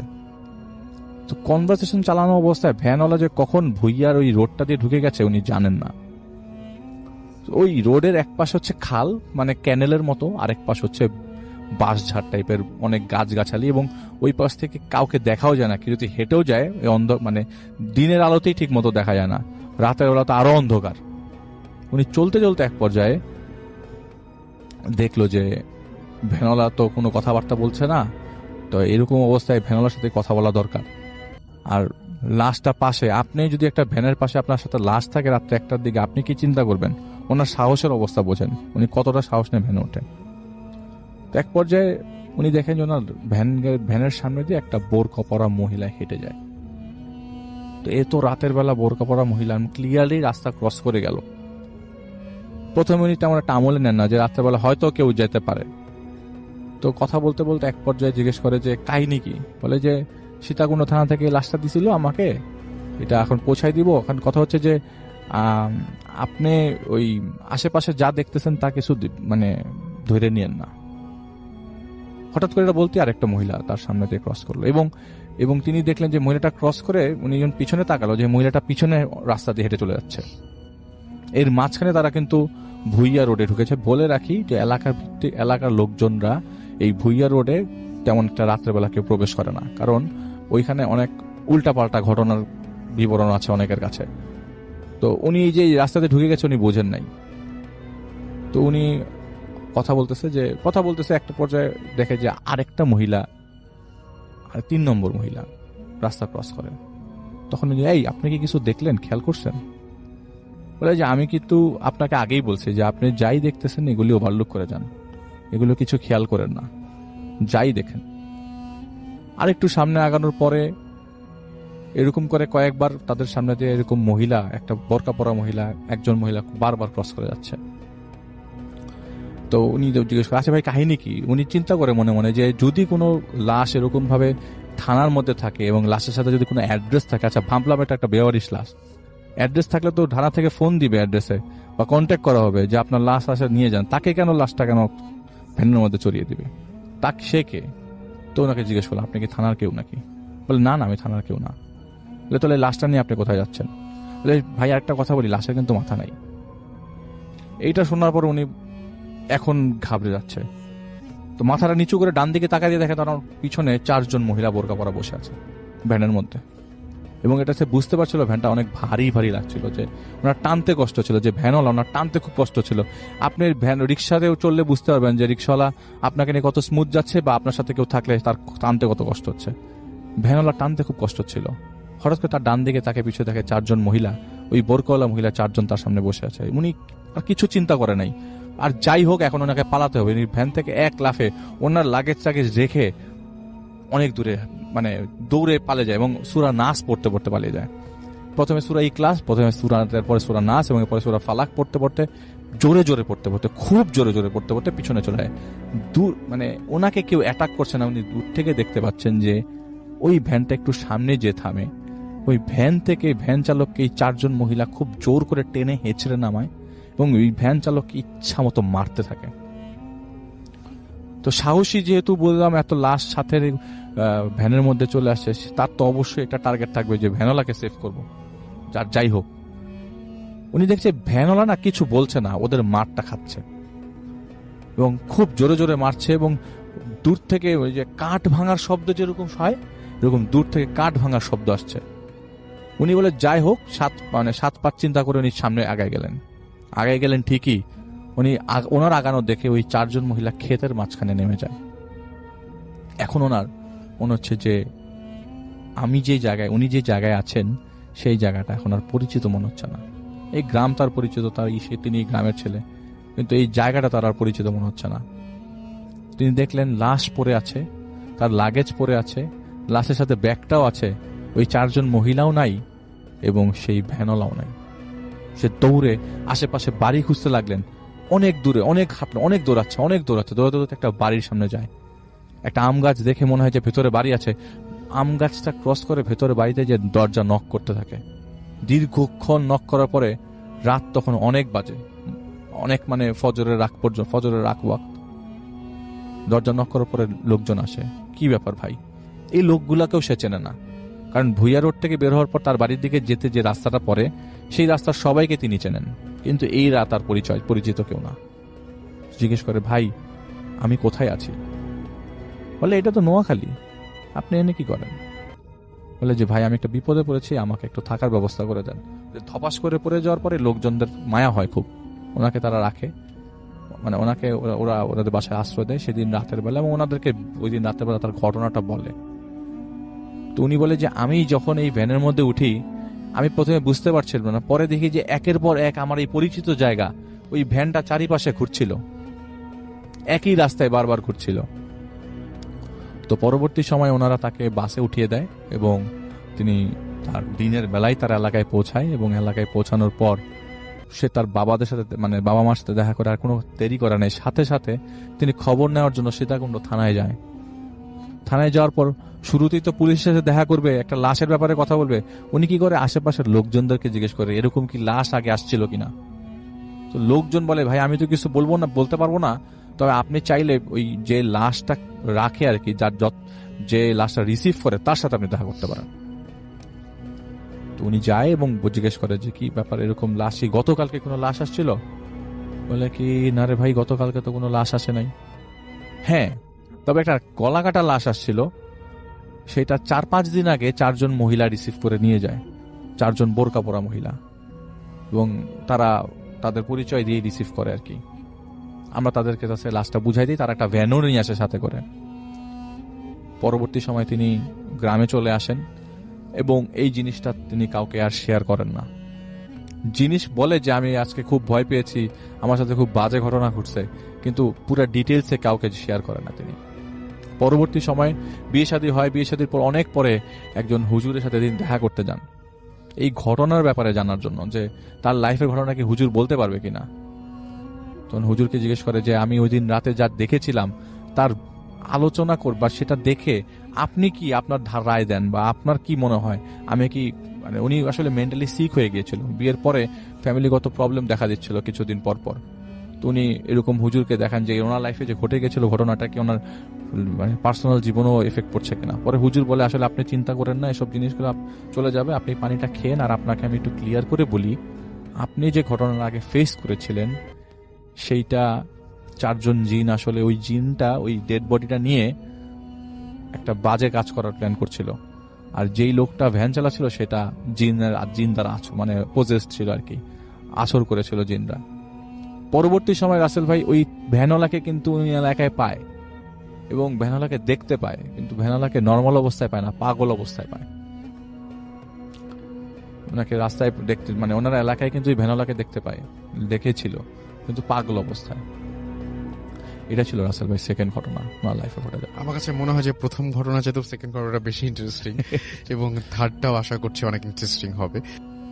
তো আমরা যেটা করব সেটা হচ্ছে, কিছু আমাদের কাছে অনেকেই অনেক কিছু জানতে চাচ্ছেন, অনেকে অনেক কিছু লিখছেন, আমি একটু পড়তে চাই আপনাদের সেইগুলো, এবং আশা করছি যে এগুলো আপনাদের এখনো পর্যন্ত যে ঘটনাগুলো হচ্ছে সেগুলো ভালো লাগছে। এবং আমি যদি রেডিও ফুর্তির পেজ একটু চলে যাই, একটু আগে যখন আমি ভূত এফএমের পেজ থেকে পড়েছিলাম যেমন, তেমনি যদি রেডিও ফুর্তির পেজ থেকে পড়ি, সোহেল আমাদের সঙ্গে আছেন দেখতে পাচ্ছি অনেকেই। রকিবুল ইমতিয়াজ আমাদের সাথে আছেন, মাহফুজ আমাদের সাথে আছেন আফসানা চৌধুরী, এছাড়াও আছেন রায়হান হুসাইন আমাদের সাথে আছেন দেখতে পাচ্ছি আরিফ হুসাইন আয়ান, এছাড়াও শরাফ সাগর আমাদের সাথে আছেন, এসপি শিপন হুসাইন আমাদের সাথে আছেন, এমডি সোহাগ হাওলাদার আমাদের সাথে আছেন নিলয়, এম মাহি আমাদের সাথে আছেন আলিসা শেখ, এছাড়াও এমডি জামাল উদ্দিন জীবন আমাদের সঙ্গে আছেন, তানভীর আহমেদ আছেন আমাদের সঙ্গে আছেন এমডি মারুফ বরিশাল থেকে, মোহাম্মদ রাকিব হাসান আমাদের সাথে আছেন নূপুর আক্তার সহ আরো অনেকে। সময় কম, অতিথি অনেক বেশি, সুতরাং আমরা চলে যাব আমাদের পরবর্তী ঘটনায়, এবং আমাদের পরবর্তী যে ঘটনাটি সেটি আবারও আমাদের বাবুন ভাই নিয়ে চলে আসছেন, এবং আমি তার সাথে সরাসরি চলে যাচ্ছি, এবং আশা করছি এই ঘটনাটা আপনাদের ভালো লাগবে। জি, হ্যালো লিসেনার, আসসালামু আলাইকুম। ধন্যবাদ রাসেল ভাই আবার আমন্ত্রণ জানানোর জন্য। তো আজকে এখন ঘটনাটা আমি শেয়ার করব সেটা হচ্ছে আমার এক বন্ধুর ফ্যামিলির সাথে ঘটে যাওয়া, তো ওর আম্মুর সাথে। তো ঘটনাটা শুনে আমার কাছে একটু অন্যরকম লেগেছে, কারণ যে আসলে অনেক কিছু জিনিসগুলো আছে, এরকম কিছু জিনিসগুলো আছে যেগুলো আমরা আসলে নিজের সাথে না ঘটলে আমরা বুঝতে পারি না, ঠিক? তো আমার এই বন্ধু আমাকে যে ঘটনাটা বলছে, যে ও জানতো যে আমি ভূত এফএমে আসি, এবং এই ধর আগেও অনেক ঘটনা শেয়ার করেছি আমি ভূত এফএমে।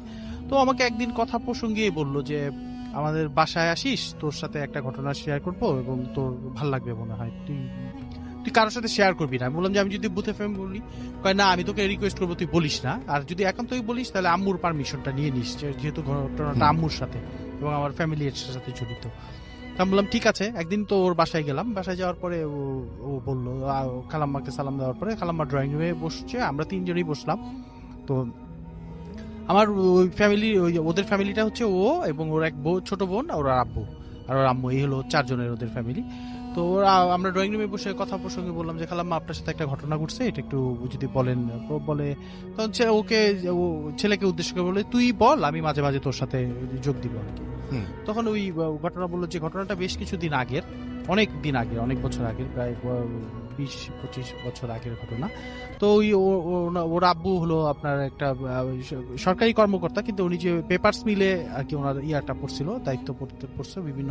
তো চিটং এ পেপারস মিল যে আছে ওইখানে উনি ওইখানে ইয়াতে ছিলেন আর কি, জেনারেল ম্যানেজার হিসাবে ওইখানে গেছিলেন। তো ওইখানে ওনার পোস্টিংটা ছিল। তো উনি যখন ওইখানে যান তখন ওর বয়স, আমার বন্ধুর বয়স প্রায় 7-8 বছর বয়স বা এরকম আর কি। তো ক্লাস 3-4 পড়ে। ওর আম্মু তখন প্রেগনেন্ট, এবং প্রেগনেন্সির এরকম একটা সময় স্টেজ, লাস্ট স্টেজটা ছিল আর কি, যে কোনো সময় ডেলিভারিটা হয়ে যেতে পারে আর কি। তো ওরা যখন ওই বাসায় গেল, তো হঠাৎ ওদের বাসায় একটা কাজের মেয়ে আর কি মহিলা ছিলেন, বয়স প্রায় 60-65 বছর বয়স এরকম। তো মহিলা হালকা পাতলা লম্বা গড়নের একজন মহিলা এবং খুব বিশ্বস্ত, কারণ ওদের ওয়াইড্রফের উপরে ওর বাবার মানি ব্যাগ থাকতো, রান্না বাড়ার মহিলা আসলে কাজের মেয়েদের নিয়ে যে সমস্যাগুলো হয়, যে বিভিন্ন ধরনের সমস্যা হয়, যে চুরি করে বা এইটা করে, ওইটা ধরে, ওইটা নিয়ে যায়। তো ওই মহিলার কাছে ওরা ওই প্রজেক্টে যাওয়ার পরে তো পুরো সংসারটাই খালাম্মা দিয়ে আর কি একদম নির্ভাবনায় থাকতেন, যে কোথাও গেলেও বুয়া তার মতো কাজ করে ঘর দর লকটক করে চলে যেতেন। তো এতটাই বিশ্বস্ত ছিলেন।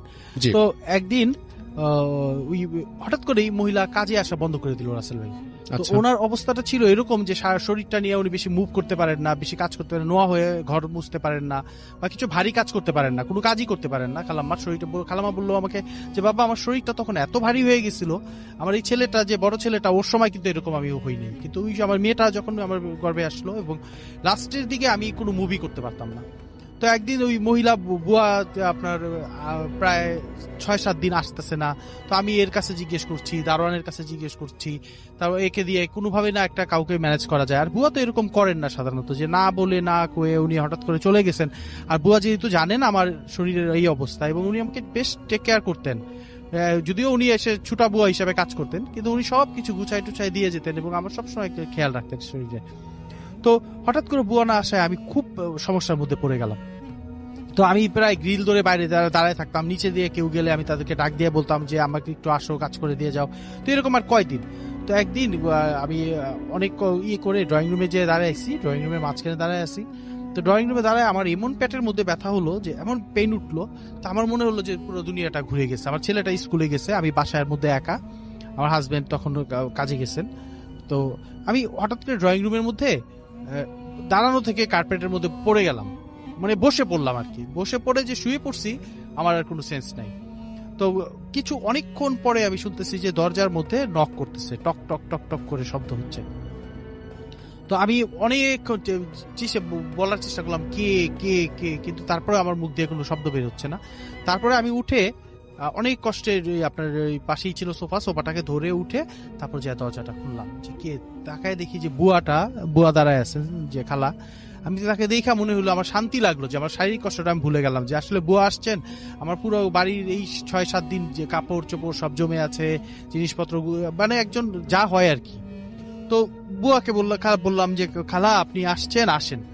তো খালা ভিতরে আসলো, ভিতরে এসে খালা কি করলেন, ওই দরজা থেকে আমাকে ধরলেন, ধইরা বললেন যে খালা আমি আসলে একটু ব্যস্ত ছিলাম, একটু বিপদে পড়ে গেছিলাম এর জন্য।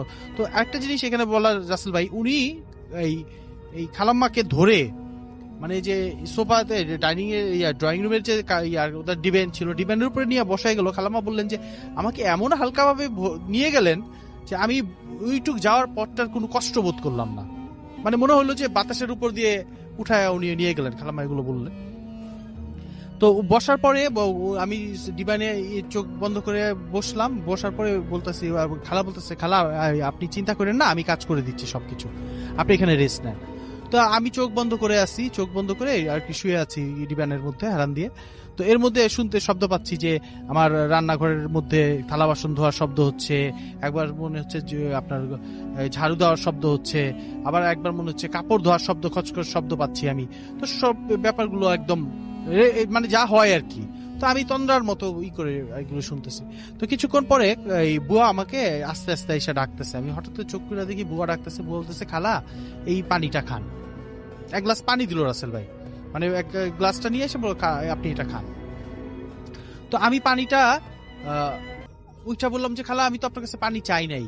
কয় যে না চাই, উনি বলছেন আপনাকে গল্পটা। হ্যাঁ হ্যাঁ হ্যাঁ, তো উনি বললেন এইভাবে বললে মনে হয় সুবিধা হয় না হলে। হ্যাঁ, তখন খালা বলতেছে যে আর কি যে আমি তো পানিটা চাই নাই। তো বললো যে না খালা আপনি খান। তো খালাম্মা বললো যে ঠিক আছে। তখন আমি উঠে বসে পানিটা হাতে নিলাম, নিয়ে একটু মুখে যাওয়ার পরে পানিটা আমার কাছে এমন ভালো লাগলো যে মনে হলো যে আমি এমন কিছু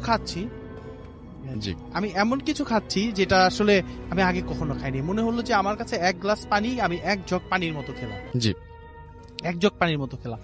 তো আমি বললাম যে খালা আপনি আমাকে এটা কি দিয়েছেন? এটা কয় যে না নর্মাল পানি তো দিছি খালা, আপনি এটা খান।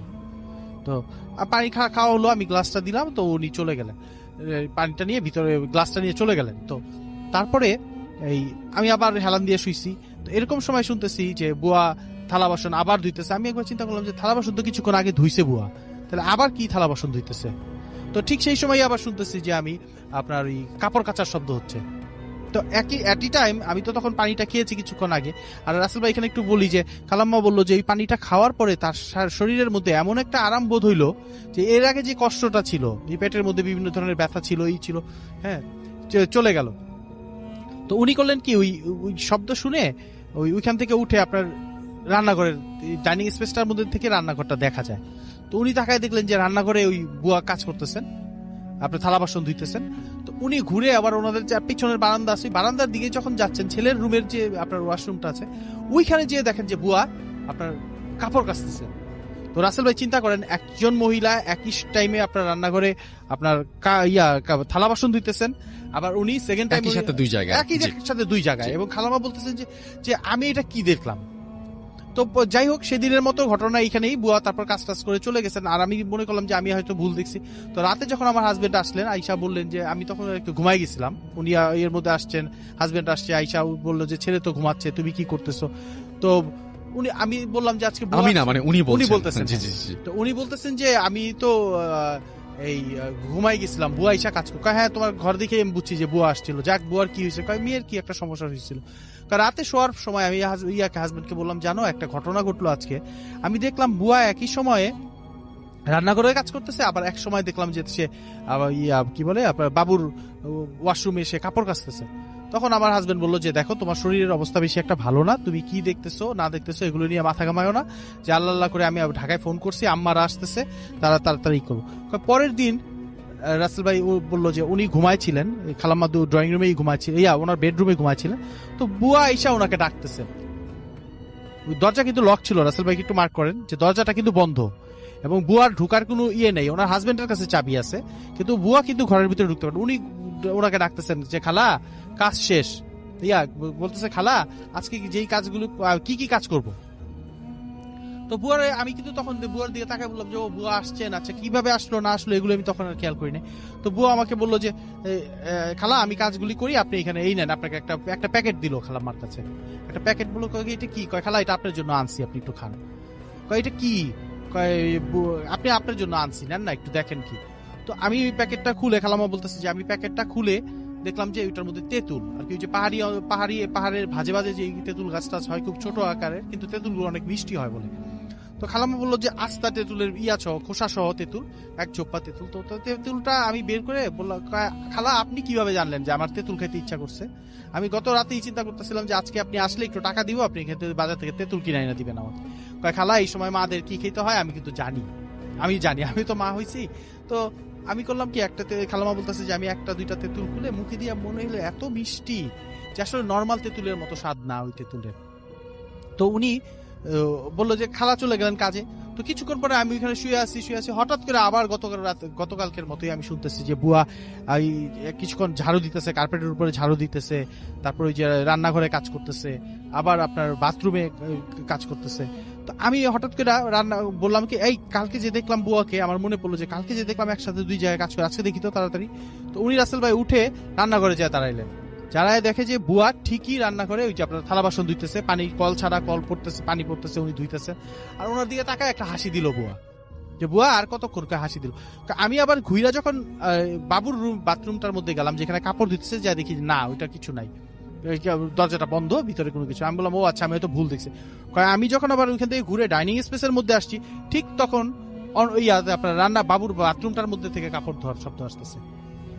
তো আমি করলাম কি, ঘুরে আবার তার খালামা বলতেছে যে আমি ঘুরে আবার বাবুর বাথরুমে যখন গেছি, তো তখন দেখি যে বুয়া ওইখানে কাপড় দিতেছেন, বসে আমার দিকে পিছন ফিরে বসে কাপড় কাচতেছেন। তো রাসেল ভাই, একটার সাথে একজন মহিলাকে দুই জায়গাতে দেখাটা কিন্তু একটু নরমাল না, হ্যাঁ। আর ওই শরীরের অবস্থাটা যদি ওরকম থাকে, তো বুয়া তখন খালামা বলতেছে যে এটা দেখার পরে আমার কোনো হিতাহিত জ্ঞান নেই, আমি আবার আর কি কনফার্ম করার জন্য ইয়াতে আসছি, কি বলে রান্নাঘরে আইসা দেখি যে বুয়া ওইখানে দাঁড়ায় আমার দিকে তাকায় একটা হাসি দিছে। এইটা দেখার পরে আমি আর নিজেকে কন্ট্রোল করতে পারিনি, তো আমি ওইখানে পড়ে গেছি। তো এরপরে আর কি সেই দিনই খালাম্মাকে আর কি খালাম্মা বললেন যে ওনাকে হসপিটালে ভর্তি করা হয়েছে। তো ওনার হাজবেন্ড আইসা দেখছেন উনি ফ্লোরে পড়ে রয়েছেন। তো আপনার ওনাকে হসপিটালে ভর্তি করা হলো। ওনার যে এই মেয়েটা হইলো আর কি, আমার বন্ধুর যে ছোট বোনটা হইলো, তো উনি এরপরে ছেলেকে নিয়ে স্কুলে যখন গেছেন, আশেপাশে স্কুলের যে অন্য অন্য বাসায় কাজ করতেন বুয়া, তো তাদের সাথে কথা হওয়ার পরে তারা বললো যে বুয়া তো প্রায় 1 মাস আগে ধরে আমাদের বাসায় আসেন না আর কি, অন্য যে বাসাগুলো কাজ করতেন কমিউনিটিতে যে বাসাগুলোতে কাজ করতেন। জি। তো তারা বললো যে 1 মাসে তো আসছেন না। তো খালাম্মা বললো যে 15 দিন আগেও তো বুয়া আমার বাসায় কাজ করে গেল, আমি হসপিটালে ভর্তি হওয়ার আগে। তো তারপরে ওনাকে হাজবেন্ডকে দিয়ে উনি এটা কই করাইলেন, অনেক খোঁজ খবর করায় বুয়ার খবরটা নিলেন। যে খবর নিয়ে দেখলেন যে ওই বুয়ার যে একটা মেয়ে ছিল অটিস্টিক, তো ওই মেয়েটা এবং ওই বুয়া একটা বাস অ্যাক্সিডেন্টে মারা গেছে রাসেল ভাই। কিন্তু এই 1 মাস আগে তারা মারা গেছেন, 1 মাস ধরে কাজ করেছে, তার বাসায় কিন্তু একটা সাপোর্টটা দিছেন। জি। তাহলে এই সাপোর্টটা কে দিল? জি। এবং খালাম্মা আরেকটা জিনিস বললো যে আমার যে মেয়েটা হওয়ার পরে এইটাই হলো আমার কাছে খুব ভালো লাগছে যে আমি ও তো আমার ছোট বোনের মতো বিয়ে হয়ে গেছে, ওর সাথে যখন স্কুলে কোনো ঘটনা ঘটতো, জি বলেন। হ্যাঁ স্কুলে যখন ঘটনা ঘটতো তখন রাসেল ভাই এটা কি আসলে সেই ঘটনা? দেখেন ওই যে ওই ঘটনা কিন্তু খালাম্মা আমাকে বলছে যে আমি কোনো হুজুরের সাথেও শেয়ার করি না, এটা শেয়ার করলে অন্যরকম ঘটনা ঘটতে থাকে। হ্যাঁ এটা কিন্তু আমাকে আসলে খালাম্মা বলছে যে আমি কিন্তু এই পর্যন্ত কারোর সাথে শেয়ার করি না ব্যাপারটা। তো এই বোনটার সাথে কেউ যদি কোনো রকম মিসবিহেভ করে, ইভেন দো ক্লাসের টিচাররা যদি মারে, তাহলে তাদের হাত ফুলে যায়। খালাম্মা তার মেয়েটাকে কিছু বলতে পারে না। হ্যাঁ তো রাসেল ভাই, তো এই ছিল আজকে ঘটনা। Thank you so much. এই ঘটনাটি যিনি পাঠিয়েছেন তার নাম সোহেল। উনি একজন সৌদি প্রবাসী রেমিটেন্স যোদ্ধা ভাই। ওনার দেশের বাড়ি নরসিংদী জেলার মাধবদী উপজেলায়। এই ঘটনাটি উনি শুনেছেন ওনার বড় বোনের কাছ থেকে। আর এটা অনেক আগের ঘটনা, তো এটা এক্সাক্ট কত সালে হয়েছিল এটা বলা মুশকিল, তবে মুক্তিযুদ্ধের আগে বা পরের কোনো একটা সময় হতে পারে। পরে বলতে হয়তোবা সেটা 1975-76 সালের ভিতরে, আগে বলতে 60-61 সাল থেকে শুরু করে নিয়ে 70 সালের মধ্যবর্তী কোন একটা সময় হতে পারে বলে ধারণা করা হয়। আর এটা ঠিক কোথায় ঘটেছিল এটা বলা মুশকিল, কারণ এটা ওনার বড় বোনও জানতে পারেন নাই, আর সোহেল ভাইও তো জানবেন না, এটাই স্বাভাবিক। যার কারণে স্থানটা উনি বলতে পারেন নাই, তবে অনুমান করা যায় এটা নরসিংদী জেলার আশেপাশের কোনো একটা জায়গা হবে। ওই সময় শুধু না, এখনো কিন্তু আমরা দেখি যে রাঙামাটি, খাগড়াছড়ি, এই যে পার্বত্য এলাকাগুলো রয়েছে, এছাড়া আরো অনেক জেলা রয়েছে, সেখান থেকে বাঁশ কেটে বাঁশের ভেলা তৈরি করে, লম্বা একটা ভেলা তৈরি করা হয়, বাঁশের বান্ডিলগুলো বাঁধা হয়, একটার সাথে আর একটা কানেক্টেড থাকে রেল লাইনের মতো। রেল লাইনের উপর দিয়ে যেভাবে রেলগাড়িগুলো চলে আসে, ঠিক তেমনি নদীর পানির উপর দিয়ে রেলগাড়ির মতো বাঁশের যেই বান্ডিলগুলো এভাবে একটার সাথে আর একটা কানেক্টেড থাকে, তারা বাইতে বাইতে অনেক দূর দূরান্ত থেকে বাঁশগুলো তারা বিভিন্ন বাজারে নিয়ে আসেন। তো ওনাদের ওই এলাকাতে এরকম বাঁশ সংগ্রাহক বেশ কয়েকজন ছিলেন, তারা 10 জনের একটা দল ছিল। এদের মধ্যে আপন 2 ভাইও ছিল। ওনারা দূর দূরান্তে বাঁশ সংগ্রহ করার জন্য যেতেন, আর সেই বাঁশগুলো ওনারা নদী পথে ওইভাবে নিয়ে আসতেন, বাজারে বিক্রি করতেন, যেটা এখনো কিন্তু রয়েছে প্রিয় লিসেনার্স। এখন যদিও বা সড়ক পথ অনেকটা উন্নত হয়েছে, এরপরও কিন্তু নদী পথে সেখান থেকে বাঁশ নিয়ে আসা হয়। বিশেষ করে পার্বত্য এলাকায় যে নদীগুলো রয়েছে সেখান থেকে কিন্তু বাঁশ আনা হয়। আপনারা ইউটিউবে বা গুগলে সার্চ করলেই এই ছবি বা ভিডিওগুলো দেখতে পাবেন। ওনারা ওই সময় ওভাবেই বাঁশগুলো নিয়ে আসতেন, অনেক বাঁশ একসাথে নিয়ে আসতেন আর কি, বাইতে বাইতে নিয়ে আসতেন নদী পথে, দূর দূরান্তে যেতেন। তো ধারণা করা হয় নরসিংদী জেলার আশেপাশে কোন একটা জায়গায় ওনারা গিয়েছিলেন, এক্সাক্ট কোন জেলা এটা বলা যাচ্ছে না আর কি, বা দূরেও যেতে পারেন। ওই এলাকায় একটা বিশাল বাঁশের ঝাড় রয়েছে বা ঝোপ রয়েছে, এটা ওনারা শুনেছিলেন লোক মারফত। আর ওনারা এটাও শুনেছিলেন এটার মালিকানা ওই রকম নাই, মানে কোনো নির্দিষ্ট ব্যক্তির মালিকানায় এটা নাই। ওনারা ওখান থেকে বাঁশ অনায়াসে কেটে নিয়ে আসতে পারেন। আর ওখানকার লোকজনও চান যে এই বাঁশের ঝাড়টা পরিষ্কার হোক, কিন্তু ওইখানে লোকজন আসলে খুব একটা যায় না, বাঁশ ঝাড় থেকে বাঁশ কাটেও না। তো ওনারা চিন্তা করলেন যে ভালোই তো, বিভিন্ন জায়গায় যাই, সেখানে তো বাঁশ ঝাড় থেকে বাঁশের মূল্য পরিশোধ করে আবার বাঁশ নিয়ে আসতে হয়। তো যদি ফ্রি বাঁশ পাওয়া যায় তাহলে তো যা বিক্রি করব সেটাই লাভ। ওনারা 10 জনের ওই দল ওই এলাকায় চলে যান। তবে এই ধরনের জায়গাগুলোতে যেখানে আসলে মালিকানা ওরকম খুঁজে পাওয়া যায় না, ওই এলাকার যিনি গণ্যমান্য ব্যক্তি তার কাছ থেকে অনুমতি নিয়ে কাজটা শুরু করতে হয়। ওই সময় ওই এলাকার যিনি চেয়ারম্যান ছিলেন তার সাথে ওনারা দেখা করেন। ওনারা বলেন যে আমরা তো এরকম বাঁশ সংগ্রহ করি, আপনাদের এলাকায় এরকম একটা বাঁশের ঝাড় রয়েছে শুনেছি, তো আমরা এখান থেকে বাঁশ সংগ্রহ করতে চাই। উনি খুব অবাক দৃষ্টিতে এই 10 জনের দিকে তাকালেন এবং বললেন যে আপনারা তো আসছেন, কিন্তু আপনারা কি বাদশাহ সম্পর্কে খোঁজ খবর নিয়েছেন? ওনার এই চেয়ারম্যানের কথা শুনে কিছুটা অবাক হন, বলেন যে হ্যাঁ খোঁজ খবর নিয়েছি, কিন্তু আপনি এইভাবে বলছেন কেন? আপনার কথার মধ্যে বা চেহারার মধ্যে একটা অস্বাভাবিকতা ফুটে উঠছে। ওই 10 জনের মধ্যে যিনি টিম মেম্বার ছিলেন আর কি, উনি বলছেন। তখন চেয়ারম্যান সাহেব বলছেন যে হ্যাঁ তা তো অবশ্যই, কেননা এই বাঁশঝাড়ে আমরা কেউই বাঁশ কাটতে যাই না। এই এলাকা কেন, আশেপাশের কোনো এলাকার লোকজন এই বাঁশঝাড়ে বাঁশ কাটতে যায় না, যার কারণে এখানে অনেক বাঁশ হয়ে গেছে। কিন্তু আপনাদের কি মনে হলো না যে আমরা কেন এখানে যাই না? কেন কেউ এখান থেকে বাঁশ কেটে আনে না? প্রয়োজনে বাঁশ কিনে আনে, কিন্তু এখান থেকে কেউ বাঁশ কাটে না। তখন ওই 10 জনের ভিতরে যিনি টিম মেম্বার ছিলেন উনি বললেন যে দেখেন চেয়ারম্যান সাহেব, আমরা তো আসলে এটা করেই খাই, আমরা চেষ্টা করি বাঁশ নিরাপদের সাথে কেটে নিয়ে আসার জন্য। এটাই আমাদের পেশা, এটা আমাদের রুজি রুটি, এটা দিয়ে আমরা আমাদের পরিবারকে আল্লাহর রহমতে চালাই। এখানে কি সমস্যা আছে একটু বলবেন? তখন ওই চেয়ারম্যান সাহেব বললেন যে আপনারা দূর দূরান্ত থেকে আসছেন, আমার অনুমতি চাইছেন, আপনারা যদি বাঁশ কেটে নিয়ে যেতে পারেন তো ভালো, আমরাও চাই এই বাঁশঝাড়টা পরিষ্কার হোক, কিন্তু আমরা কেউ এটা পরিষ্কার করতে পারি না।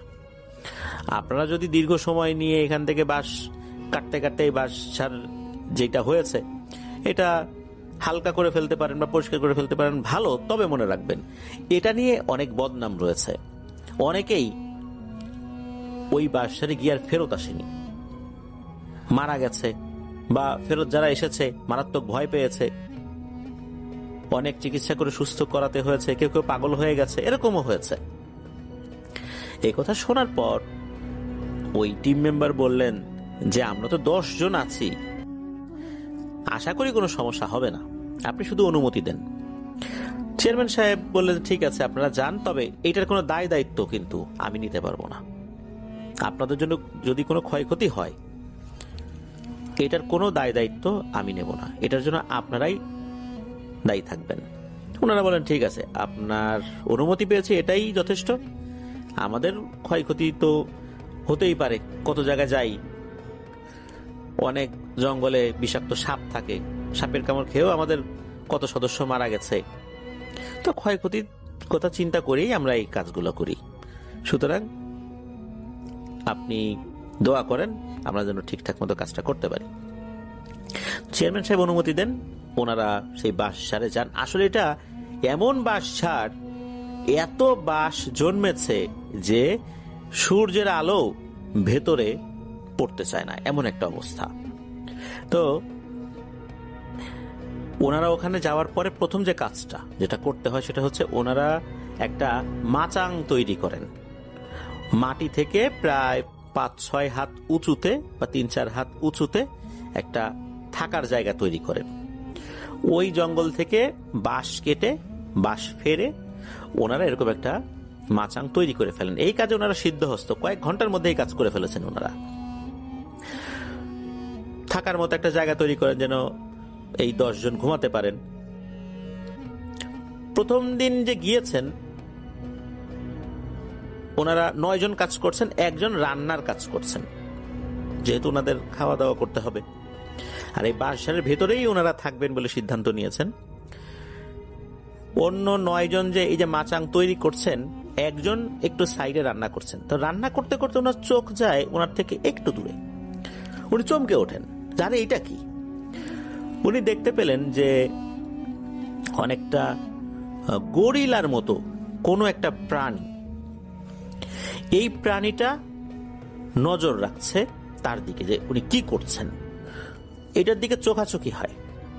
প্রথম দৃষ্টিতে মনে হয়েছিল এটা কোনো বন মানুষ কিনা, আবার মনে হলো যে এইটা গরিলা কিনা।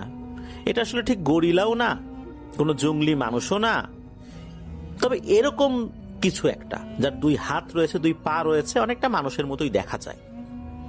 এই জিনিসটা এক দৃষ্টিতে যিনি রান্না করছেন তার দিকে তাকিয়ে আছে, উনিও তার দিকে তাকিয়ে আছে যে জিনিসটা কি রে, আমার দিকে এইভাবে তাকিয়ে আছে, এই ঝোপের মধ্যে এই জিনিসটা কোত্থেকে এলো। উনি কোনো কথা বলেন নাই, চুপচাপ। পরে দেখলেন যে ওই জিনিসটা কোথায় যেন চলে গেল। এরপর উনি অন্য 9 জন যারা ওই মাচাং তৈরি করছিলেন তাকে বলছেন যে এই যে আমি তো একটা জিনিস দেখলাম এরকম এরকম।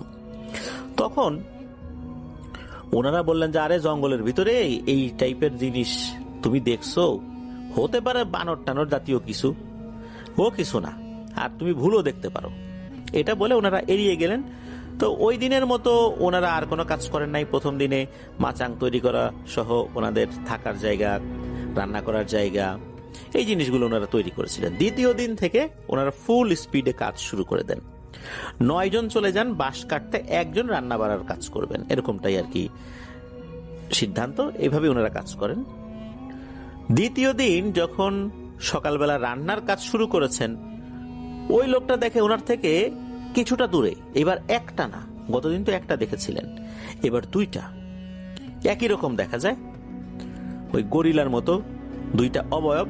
উচ্চতা ওই রকম অতটা না, তবে স্বাভাবিক মানুষ যতটুকু উঁচু লম্বা হয় ওই রকমই আর কি। এই 2টা অবয়ব এক দৃষ্টিতে ওনার দিকে তাকিয়ে আছে। উনি এটা খেয়াল করে বেশ অবাক হন। ওইভাবে ভয় পান নাই, কারণ ওই সময় তো দিনের বেলা। উনি অবাক দৃষ্টিতে এটা দেখছেন। দেখার পর উনি কিছুক্ষণ তাকানোর পর দেখলেন যে ওরা চলে গেল আবার। তারা যখন কাজের ফাঁকে দুপুরবেলা খাবার খেতে এসেছেন, সকালে তো নাস্তা করেই গেছেন সবাই, দুপুরবেলা খাবার খেতে এসেছেন ওনারা, তখন ওই লোকটা বলে যে আমি তো এরকম দেখলাম, গতকালকে একটা দেখছিলাম, এখন তো 2টা দেখলাম। এবারও ওনারা 9 জনই তার কথায় কোনো গুরুত্ব দেয় না, গতদিনের মতো বলে ধুর তুমি কি না কি দেখো এইসব। ওই দিনের মতো ঝামেলা শেষ, মানে ওই পর্যন্তই, আর কেউ কিছু দেখে নাই। রাত্রেও তারা ঘুমালো ওই মাচাঙের ভিতরে, কোনো সমস্যা নাই। রাত্রেবেলা কেউ কেউ ওয়াশরুমে যাওয়ার জন্য উঠেছে, তারাও কেউ কিছু দেখে নাই। তৃতীয় দিন ওই লোকটা রান্না করছে। এবারও রান্নার সময় সে দেখে, বিশেষ করে সকালে যখন রান্না করছে তখন তো অনেকেই কাছাকাছি ছিল, তখন দুপুরের খাবারের আয়োজন আর কি, যখন অন্যরা বাঁশ কাটার জন্য সাইডে যায়, বাঁশ কেটে কেটে জড়ো করছে, তখন উনি দেখেন যে 2টা সেম জিনিস এসেছে, দূর থেকে এক দৃষ্টিতে তাকিয়ে আছে। এবার উনি কেন যেন খুব ভয় পান। উনি রান্না ফেলে দৌড়ে ওই যে বাঁশের যে মাচাং উঁচু করে তৈরি করা হয়েছে বাঁশ দিয়ে, ওইটাই উঠেছেন, ওইটাই উঠে ভিতরে গিয়ে বসেছেন, আর ওই 2টার দিকে তাকিয়ে আছেন। উনি দেখছেন যে ওই 2টা কি করে। উনি খেয়াল করলেন এই 2টা এবার পালিয়ে গেল না বা অন্য জায়গায় সরে গেল না, এই 2টা এগিয়ে আসলো। এগিয়ে এসে ওই যে উনি রান্না করছিলেন ওইখানে ওনাদের 10 জনের প্লেট রাখা ছিল, ওনাদের 10টা প্লেট ছিল। এই 2টা এসে ওই প্লেটগুলো গুনছে, কয়টা প্লেট, কিছুক্ষণ গুনে চলে গেল, হেঁটে হেঁটে আবার চলে গেল, মিলিয়ে গেল কোথায় যেন। দুপুরের দিকে যখন খাবার খেতে এসেছে তখন ওনাদেরকে এবারও বলছেন যে আমি তো এখন এরকম জিনিস দেখলাম, এবার শুধু প্লেট গুনে নিয়ে গেল। অর্থাৎ কয়েকজন আমরা আসি এইটা মনে হয় গুনলো। এই কথা শোনার পর ওনারা কেউ কেউ কিছুটা গুরুত্ব দিলেন, কেউ কেউ একদম হেসে উড়িয়ে দিলেন। ওই রাত্রে ওনারা যখন রাতের খাবার শেষ করে ঘুমিয়েছেন গভীর রাত, আনুমানিক কয়টা বাজে তো বলা যায় না, এরকম বাঁশঝাড়ের ভেতরে তো আসলে সন্ধ্যার পরেই মনে হয় যে ঘুটঘুটে অন্ধকার। দেখেন যেহেতু দিনের বেলাতেই আলো কম পড়ে, সেখানে বিকেল হলেই বাঁশঝাড়ের ভেতরে রাত নেমে আসে। আর রাতের বেলার কথা আর কি বলবো, সারাদিন পরিশ্রম করেছেন, সন্ধ্যার পরপরই ওনারা শুয়ে পড়েছেন। রাত আনুমানিক কয়টা বাজে এটা আসলে ওনারা বলতে পারেন না, তবে খুব যে বেশি রাত ছিল এটাও বলা যাবে না। ওনাদের জন্য সেটা অনেক রাত নিঃসন্দেহে। ওনারা রাতের খাবার শেষ করে ঘুমিয়েছেন, হঠাৎ করে ওনাদের সবারই ঘুম ভেঙে যায়। ঘুম ভাঙে বাঁশের কটমট কটমট আওয়াজে।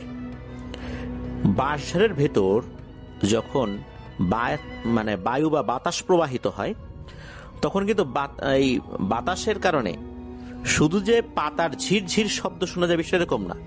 যারা বাঁশঝাড়ের ভেতরে গিয়েছেন বা পাশ থেকে শব্দ শুনেছেন তারা বুঝতে পারবেন যে বাঁশ অনেক সময় কটমট কটমট কটমট আওয়াজ করে। এই আওয়াজগুলো এরকম যে কাঠঠোকরা যদি বাঁশের গায়ে সে শব্দ করতে থাকে ঠোঁট দিয়ে, যেরকম শব্দ অনেকটা ওই রকম। তো এরকম শব্দ অনেক হচ্ছে, মনে হচ্ছে বাঁশ ঝাড় ভেঙে চলে যাচ্ছে। ওনারা 10 জনই উঠে যান এবং দেখার চেষ্টা করে আসলে হচ্ছেটা কি।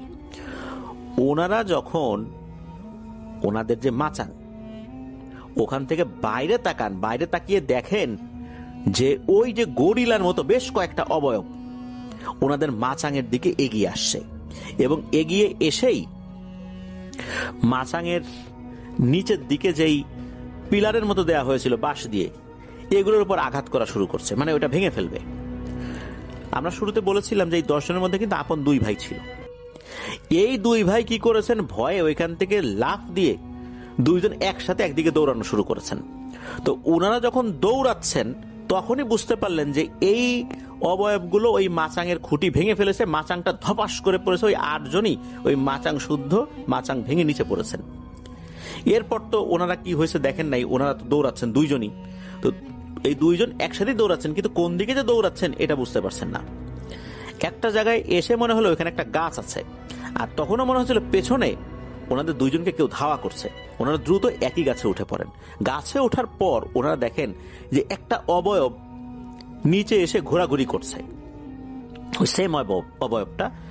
তবে মনে হচ্ছে যে এই অবয়বটা বুঝতে পারেনি এই গাছে 2 জন আছে। ওনারা তো চুপ করে দেখছে। ওনারা যেখানে চলে এসেছে সেখানে কিন্তু অতটা ঝোপঝাড় ছিল না, বেশ অনেকটা বাইরে বের হয়ে এসেছে আর কি। তবে চাঁদের আলো মোটামুটি পড়েছে, দেখা যাচ্ছে ওই অবয়বটা নিচ দিয়ে ঘুরছে। কিছুক্ষণ ঘোরাঘুরি করে আবার সেই দিকটাতে চলে গেল যেই দিক থেকে ওনারা দৌড়ে এসেছেন। যখন নিশ্চিত হলেন যে অবয়বটা এখন নাই, তখন ওনারা আস্তে আস্তে নামলেন। নেমে বললেন যে এখন তো আমাদেরকে আবার এই বাসার ভিতরে যেতে হবে, আমাদের সাথী আর যে 8 জন আছে তাদের কি অবস্থা এটা দেখার জন্য। ওনারা মোটামুটি আন্দাজ করে করে ওই রাতেই আগানো শুরু করলেন ওই দিকটাতে। একটা পর্যায়ে ওখানে পৌঁছেও যান। পৌঁছে গিয়ে যে দৃশ্য দেখতে পান তা ওনাদের আত্মা রীতিমতো উড়িয়ে দিয়েছিল, এমন একটা অবস্থা। ওনারা দেখতে পান বাঁশের মাচাংটা তছনছ হয়ে পড়ে আছে, আর ওখানে 8 জনের 8টা মাথা ছড়িয়ে ছিটিয়ে আছে, কোনো বডি নেই। এই দৃশ্য দেখার সাথে সাথে ওনাদের কাছে মনে হয় যে অনেকগুলো অবয়ব মনে হচ্ছে তাদের আশেপাশেই আছে, এখনই তাদের উপর ঝাঁপিয়ে পড়বে, এই 2 জনের উপর, 2 ভাইয়ের উপরে। ওনারা দৌড়ানো শুরু করেছেন একদিকে। ওনারা যেহেতু ওই এলাকায় ছিলেন, ধারণা ছিল যে এই বাঁশঝাড় থেকে বের হতে কতটা সময় লাগতে পারে, আবার অন্ধকার। তারপরও ওনারা 2 জন একসাথে দৌড়াচ্ছেন, 2 জন আলাদা হন নাই। দৌড়াতে দৌড়াতে একটা সময় ওনারা ওই বাঁশঝাড় থেকে বের হয়ে একটা রাস্তায় উঠতে সক্ষম হন। অনেক দূরে ঘরবাড়ি আছে, এটা চাঁদের আলোতে বোঝা যাচ্ছে। ওনারা ওই দিকটাতে দৌড়ানো শুরু করেন। তখন ওখানকার লোকদেরকে ডেকে তোলেন, বলেন যে আমরা সেই চেয়ারম্যান সাহেবের কাছে যাব, এখন রাতের বেলা পথ চিনতেছি না কোন দিকে যাব। তখন ওখানকার একজন লোক আবার চেয়ারম্যান সাহেবের কাছে নিয়ে যান। ওই রাত্রে চেয়ারম্যান সাহেবকে ডেকে তোলা হয়। চেয়ারম্যান সাহেবকে পুরো ঘটনা খুলে বলেন যে এই ঘটনা আমাদের তো একজন এরকম দেখছিল, আমাদেরকে বলছিল, আমরা তো বিশ্বাস করি নাই। তারপর তো এই রাত্রে এই ঘটনা, আমরা এরকম আমাদের 8 জন সাথী ভাইয়ের মাথা দেখে আসছে ওই জঙ্গলের ভিতরে। তখন ওই চেয়ারম্যান সাহেব বললেন যে তোমাদেরকে তো আমি আগেই সতর্ক করছিলাম এই জায়গাটা ভালো না, তারপরও তোমরা গেছো। আমি তো আগেই বলছিলাম যে কোনো ক্ষয়ক্ষতি হইলে আমাকে কোনো দায় দিতে পারবা না। দেখলা তো? আর একসাথে এত লোকের মৃত্যু, এটা আমরাও আশা করি নাই। এরপর সকালবেলা গিয়ে ওই 8 জনের 8টা মাথা উদ্ধার করা হয়। ওই অবয়বগুলো আসলে কে ছিল, তারা আসলে কোন ধরনের এন্টিটি ছিল, এটা কেউ জানে না। সবাই ধারণা করে এখানে এমন কোন ভয়ঙ্কর একটা জিনের গোষ্ঠী রয়েছে যারা এই বাসার বা আশেপাশে যে ঝোপ জঙ্গল রয়েছে সেখানে মানুষের উপস্থিতি একদম সহ্য করতে পারে না। ওরা দিনের আলোতে এসে ওদের উপস্থিতি জানান দিয়ে গেছে। এবার প্লেট গুনে গেছে যে ওরা কয়জন। আল্লাহর রহমতে মাত্র 2 জন ব্যক্তি এখানে জীবিত থাকতে পেরেছিলেন, যার মাধ্যম এই 2 জনের মাধ্যম দিয়েই এই পুরো ঘটনাটা সামনে চলে আসে। এটি ছিল ঘটনা। প্রিয় লিসেনার্স, আপনারা একবার ভাবুন কতটা গা শিউরে ওঠার মতো অবস্থা। দিনের বেলাতে এরা এসেছে, প্লেট গুনে গেছে, অনুমান করেছে কয়জন হতে পারে, কয়জনকে খাওয়া যেতে পারে, আরো কয়জনকে নিয়ে আসবে, সেটাই কিন্তু হয়েছে। এরা কিন্তু অদৃশ্যভাবে আসেনি, দিনের আলোতেও সরাসরি এসেছে, আবার রাতের বেলাতেও এরা একসাথে এসে আক্রমণ করেছে আর 8 জনকেই মেরে ফেলেছে। কতটা নৃশংসভাবে এই 8 জনকে হত্যা করা হয়েছে। বডি থেকে মাথা আলাদা করে ফেলেছে আর বডিটা নিয়ে গেছে। ওই বডির অস্তিত্ব আর কখনো কোথাও পাওয়া যায়নি। এই বডির ছিন্ন ভিন্ন অংশ যে পাওয়া যাবে, হাড়গোড় পাওয়া যাবে, এটাও পাওয়া যায়নি। এটাই ছিল ঘটনা। প্রিয় লিসেনার্স, চলুন চলে যাব আমাদের এবারের শনি রাতের 39তম আয়োজনের দ্বিতীয় এবং শেষ ঘটনায়। আসসালামু আলাইকুম ডিয়ার লিসেনার, আশা করি সবাই অনেক ভালো আছেন। আমি সরাসরি ঘটনায় যাচ্ছি। আমি প্রথমে আমার পরিচয়টা দিয়ে নেই। আমি বগুড়ার এয়ারপোর্ট এলাকা থেকে বলছি। অনেকেই আমাকে জানেন, এই জায়গাটা অনেকেই চেনেন, কারণ আমি অনেকবার ভূতিভেমে ঘটনা বলেছি। তো প্রতিবারের মতো এবারও একটি চমৎকার ঘটনা নিয়ে এসেছি। চলুন আমরা সরাসরি ভয়ঙ্কর সেই ঘটনায় যাই। পশ্চিমবঙ্গের বীরভূম জেলার পারুই থানার অন্তর্গত ভেড়ামারি গ্রামটি তার শান্তি পরিবেশ এবং সরল মানুষের জন্য খুবই পরিচিত ছিল। কিন্তু গত কয়েক মাস ধরে এই গ্রামে এক ভয়ঙ্কর আতঙ্ক বিরাজ করছে। এক ভুতুরে কুকুরের আতঙ্ক। জিম, মানে দুইটি জিম, এটা জিম ছিল, ঠিক আছে? জিম ছিল গ্রামের সব থেকে বড় একটা শক্তিশালী কুকুর। ও কুকুরের নাম কিন্তু ছিল দ্যুতিময় জিম, ঠিক আছে? সে ছিল একটা পুরনো ইংলিশ শিপ ডগের বংশধর, ঠিক আছে?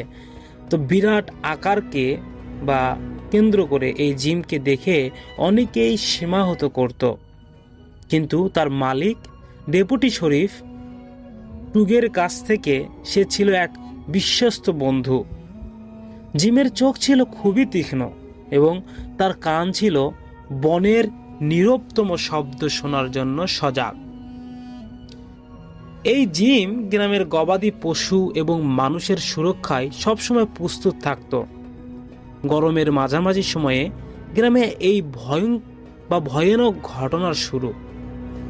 গ্রামের মানুষজন অভিযোগ করতে শুরু করলো যে রাতের বেলা কেউ বাড়ির বাইরে বের হলেই একটি লাল চোখ বা গাঢ় কালো লোমওয়ালা কুকুর হঠাৎ এসে কামড় দিয়ে নিমিষেই উধাও হয়ে যাচ্ছে। ভুক্তভোগীরা কুকুরটিকে ভালোভাবে দেখতে পারত না, শুধু তার কামড় এবং লাল চোখের ঝলকটাই তাদের মনে থাকত। প্রথম দিকে কিছু মানুষ ব্যাপারটিকে পাগলা কুকুরের কাণ্ড বলে উড়িয়ে দিল। যখন 10 থেকে 12 জন এভাবে আহত হলেন, যাদের মধ্যে পুরুষ, মহিলা, বৃদ্ধ ও বাচ্চারাও ছিল, তখন গোটা গ্রাম জুড়ে আতঙ্ক ছড়িয়ে পড়ল। গ্রামের মানুষরা কুকুরটিকে ভুতুরে কুকুর নাম দিল। তাদের রাতের ঘুম উড়ে গেল। সূর্যাস্তের পর কেউ আর রাস্তায় বের হতে সাহস পেত না। যখন আতঙ্ক চরম লেভেলে পৌঁছে গেল, তখন জিম এবং তার মালিক টুগের দায়িত্ব পড়ল এই রহস্যের কিনারা খুঁজে বের করা। জিম দিনের বেলা শান্ত থাকত, কিন্তু রাত হলেই সে অস্থির হয়ে উঠত। জিম কিন্তু এই কুকুর, ঠিক আছে, সে ভুতুরে কুকুরের অদৃশ্য গন্ধ অনুসরণ করার চেষ্টা করত, কিন্তু কোনো সুরাহা পেত না সে।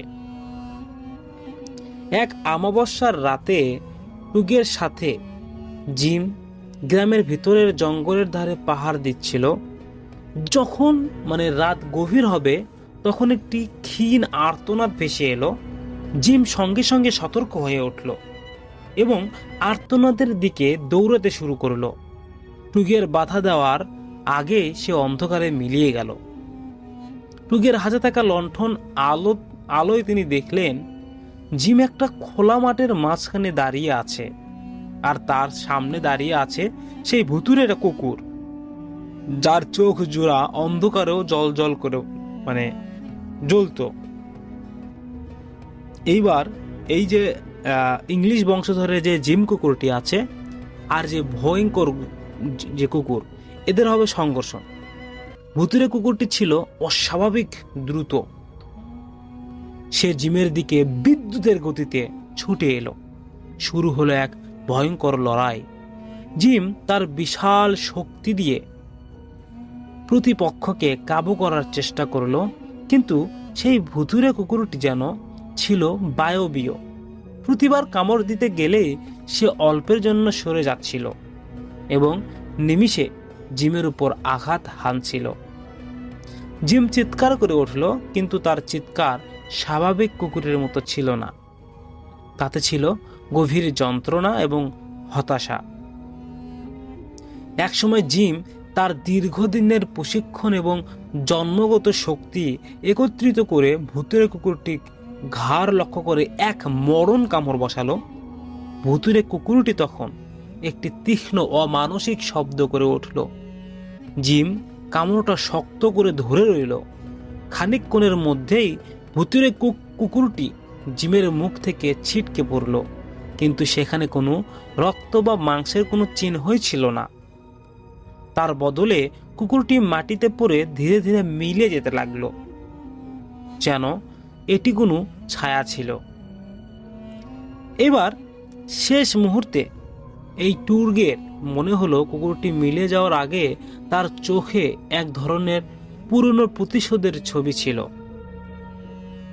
এই ঘটনার পর পরের দিন সকালে জিম দুর্বলভাবে টুগের কাছে ফিরে এলো।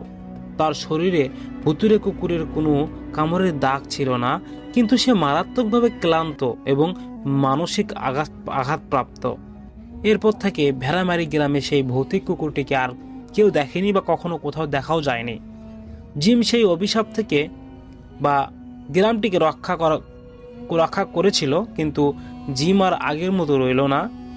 মাঝে মাঝেই গভীর রাতে সে অকারণে ঘেউ ঘেউ করে উঠত, আর তার চোখ দুটোতে ছিল এক গভীর বিষণ্ণতা, যেন সে এমন কিছু দেখেছিল যা তার আত্মাকে চিরতরে বদলে দিয়েছে।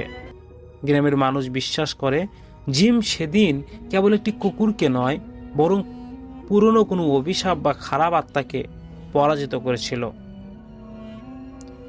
আসলে ঘটনাটি অনেক ভালো লেগেছে। যে ঘটনাটি পাঠিয়েছিলেন এটা একটা ভালো লাগার মতো ঘটনা, খুবই হৃদয় বিতরক ঘটনা। যাই হোক, গ্রামের আশেপাশে অনেক কুকুর থাকে যারা গ্রামটিকে রক্ষা করার জন্য পাহারা দেয় সারা রাত জেগে। আমরা কিন্তু সবাই লক্ষ্য করি প্রত্যেকটা গ্রাম বা প্রত্যেকটা মহল্লা বা প্রত্যেকটা সেক্টরে এইরকম কুকুর কিন্তু দেখা যায় যারা সর্বদাই তাদের মালিকদেরকে পাহারা দেয়। দেখবেন এই কুকুরগুলোকে ভালোবাসবেন, খাবার দেবেন, আপনার পিছনে ছাড়বে না। আপনি যেখানে যাবেন আপনার পিছিয়ে পিছিয়ে যাবে। কুকুর এমন একটি প্রাণী। তো যাই হোক, কুকুরকে ভালোবাসতে শিখুন, তাদেরকে খাবার দিন, আপনার বাসাকে হেফাজতে রাখবে তিনি, চোর ডাকাতেদের হাত থেকে আর কি। যাই হোক, আজকের মতো এখানেই বিদায় নিতে হচ্ছে। সবাই ভালো থাকবেন, সুস্থ থাকবেন। দেখা হচ্ছে নেক্সট কোনো ইমেইল এপিসোডে। আর হ্যাঁ, যারা ভূত এফএম ভালোবাসেন তারা অবশ্যই আমাদের এই চ্যানেলটিকে ভিজিট করতে পারেন। আমরা কিন্তু প্রতিনিয়ত ঘটনা ছাড়ি।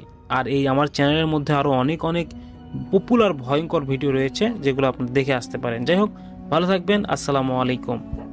লিসেনার্স, আজকের এই ইমেল এপিসোডটি এতদূর পর্যন্তই। যারা সম্পূর্ণ ইমেল এপিসোডগুলো শুনলেন তাদেরকে অসংখ্য অসংখ্য ধন্যবাদ। আপনারা যারা ভূত এফএমে ঘটনা পাঠাতে চান তারা অবশ্যই আমাদেরকে মেইল করতে ভুলবেন না, অথবা আমাদেরকে হোয়াটসঅ্যাপে আপনাদের ঘটনাগুলো পাঠিয়ে দিন। আমাদের ঘটনা পাঠানোর ঠিকানা 01774250929। লিসেনার্স, অনেকেই চান যে আপনারা নিজের কণ্ঠে ভূত এফএমে ঘটনা বলবেন, আপনাদের সাথে ঘটে যাওয়া ঘটনাগুলো। তাহলে আমি বলবো আপনাদের হাতে থাকা স্মার্টফোন দিয়ে আপনারা আপনাদের সাথে ঘটে যাওয়া ঘটনাটি রেকর্ড করুন, এবং রেকর্ড করার পাশাপাশি সেই ঘটনা রেকর্ডকৃত আমাকে হোয়াটসঅ্যাপ অথবা আমাদেরকে গুগলে বা ড্রাইভ করে আমাদেরকে মেইলে পাঠাতে পারেন। আমরা সেগুলো এডিট করে আপনাদের সামনে তুলে ধরবো। আমরা ইতিমধ্যে অনেকের কণ্ঠেই কিন্তু আমরা ঘটনা শুনিয়েছি এই চ্যানেল থেকে, এবং বাছাই করা সকল ইমেল এপিসোডের পরে আপনাদের রিকোয়েস্টের ঘটনাগুলো, আপনাদের পাঠানো ঘটনাগুলো কিন্তু আমি পড়েও শুনিয়েছি। তাই আমি বলবো এই একটি মাত্র চ্যানেল যেই চ্যানেলে আপনাদের প্রাধান্য দেওয়া হয় সবার আগে। যেই ঘটনায় পাঠাক না কেন, আমরা কিন্তু সব ঘটনাগুলোকেই আমরা সিলেক্টেড করি এবং সেই ঘটনাগুলো আমরা কিন্তু তুলে ধরি বা আপনাদের ভালোবাসা অর্জনের জন্য। এই চ্যানেলে কিন্তু অনেকজন বাছাইকৃত ঘটনা শোনেন এবং ভালোবাসা আমাকে অনেক দিয়েছেন। অনেকেই কিন্তু আমাদের এই চ্যানেলটিকে চেনেন এবং অনেকে কিন্তু ভিডিও ছাড়ার সাথে সাথেই এই চ্যানেলে ভিজিট করতে চলে আসেন। যারা সম্পূর্ণ ইমেল এপিসোড শুনলেন, আরও ভয়ঙ্কর ইমেল এপিসোড শুনতে চাইলে আমাদের এই চ্যানেলটিকে ভিজিট করতে হবে। আমাদের চ্যানেলের ভিতরে অসংখ্য ভূত এফএম রয়েছেন, আপনারা সবাই চাইলে সেগুলো শুনে আসতে পারেন। তো আজকের মতো এখানেই বিদায় নিচ্ছি। সবাই ভালো থাকবেন, সুস্থ থাকবেন। আসসালামু আলাইকুম।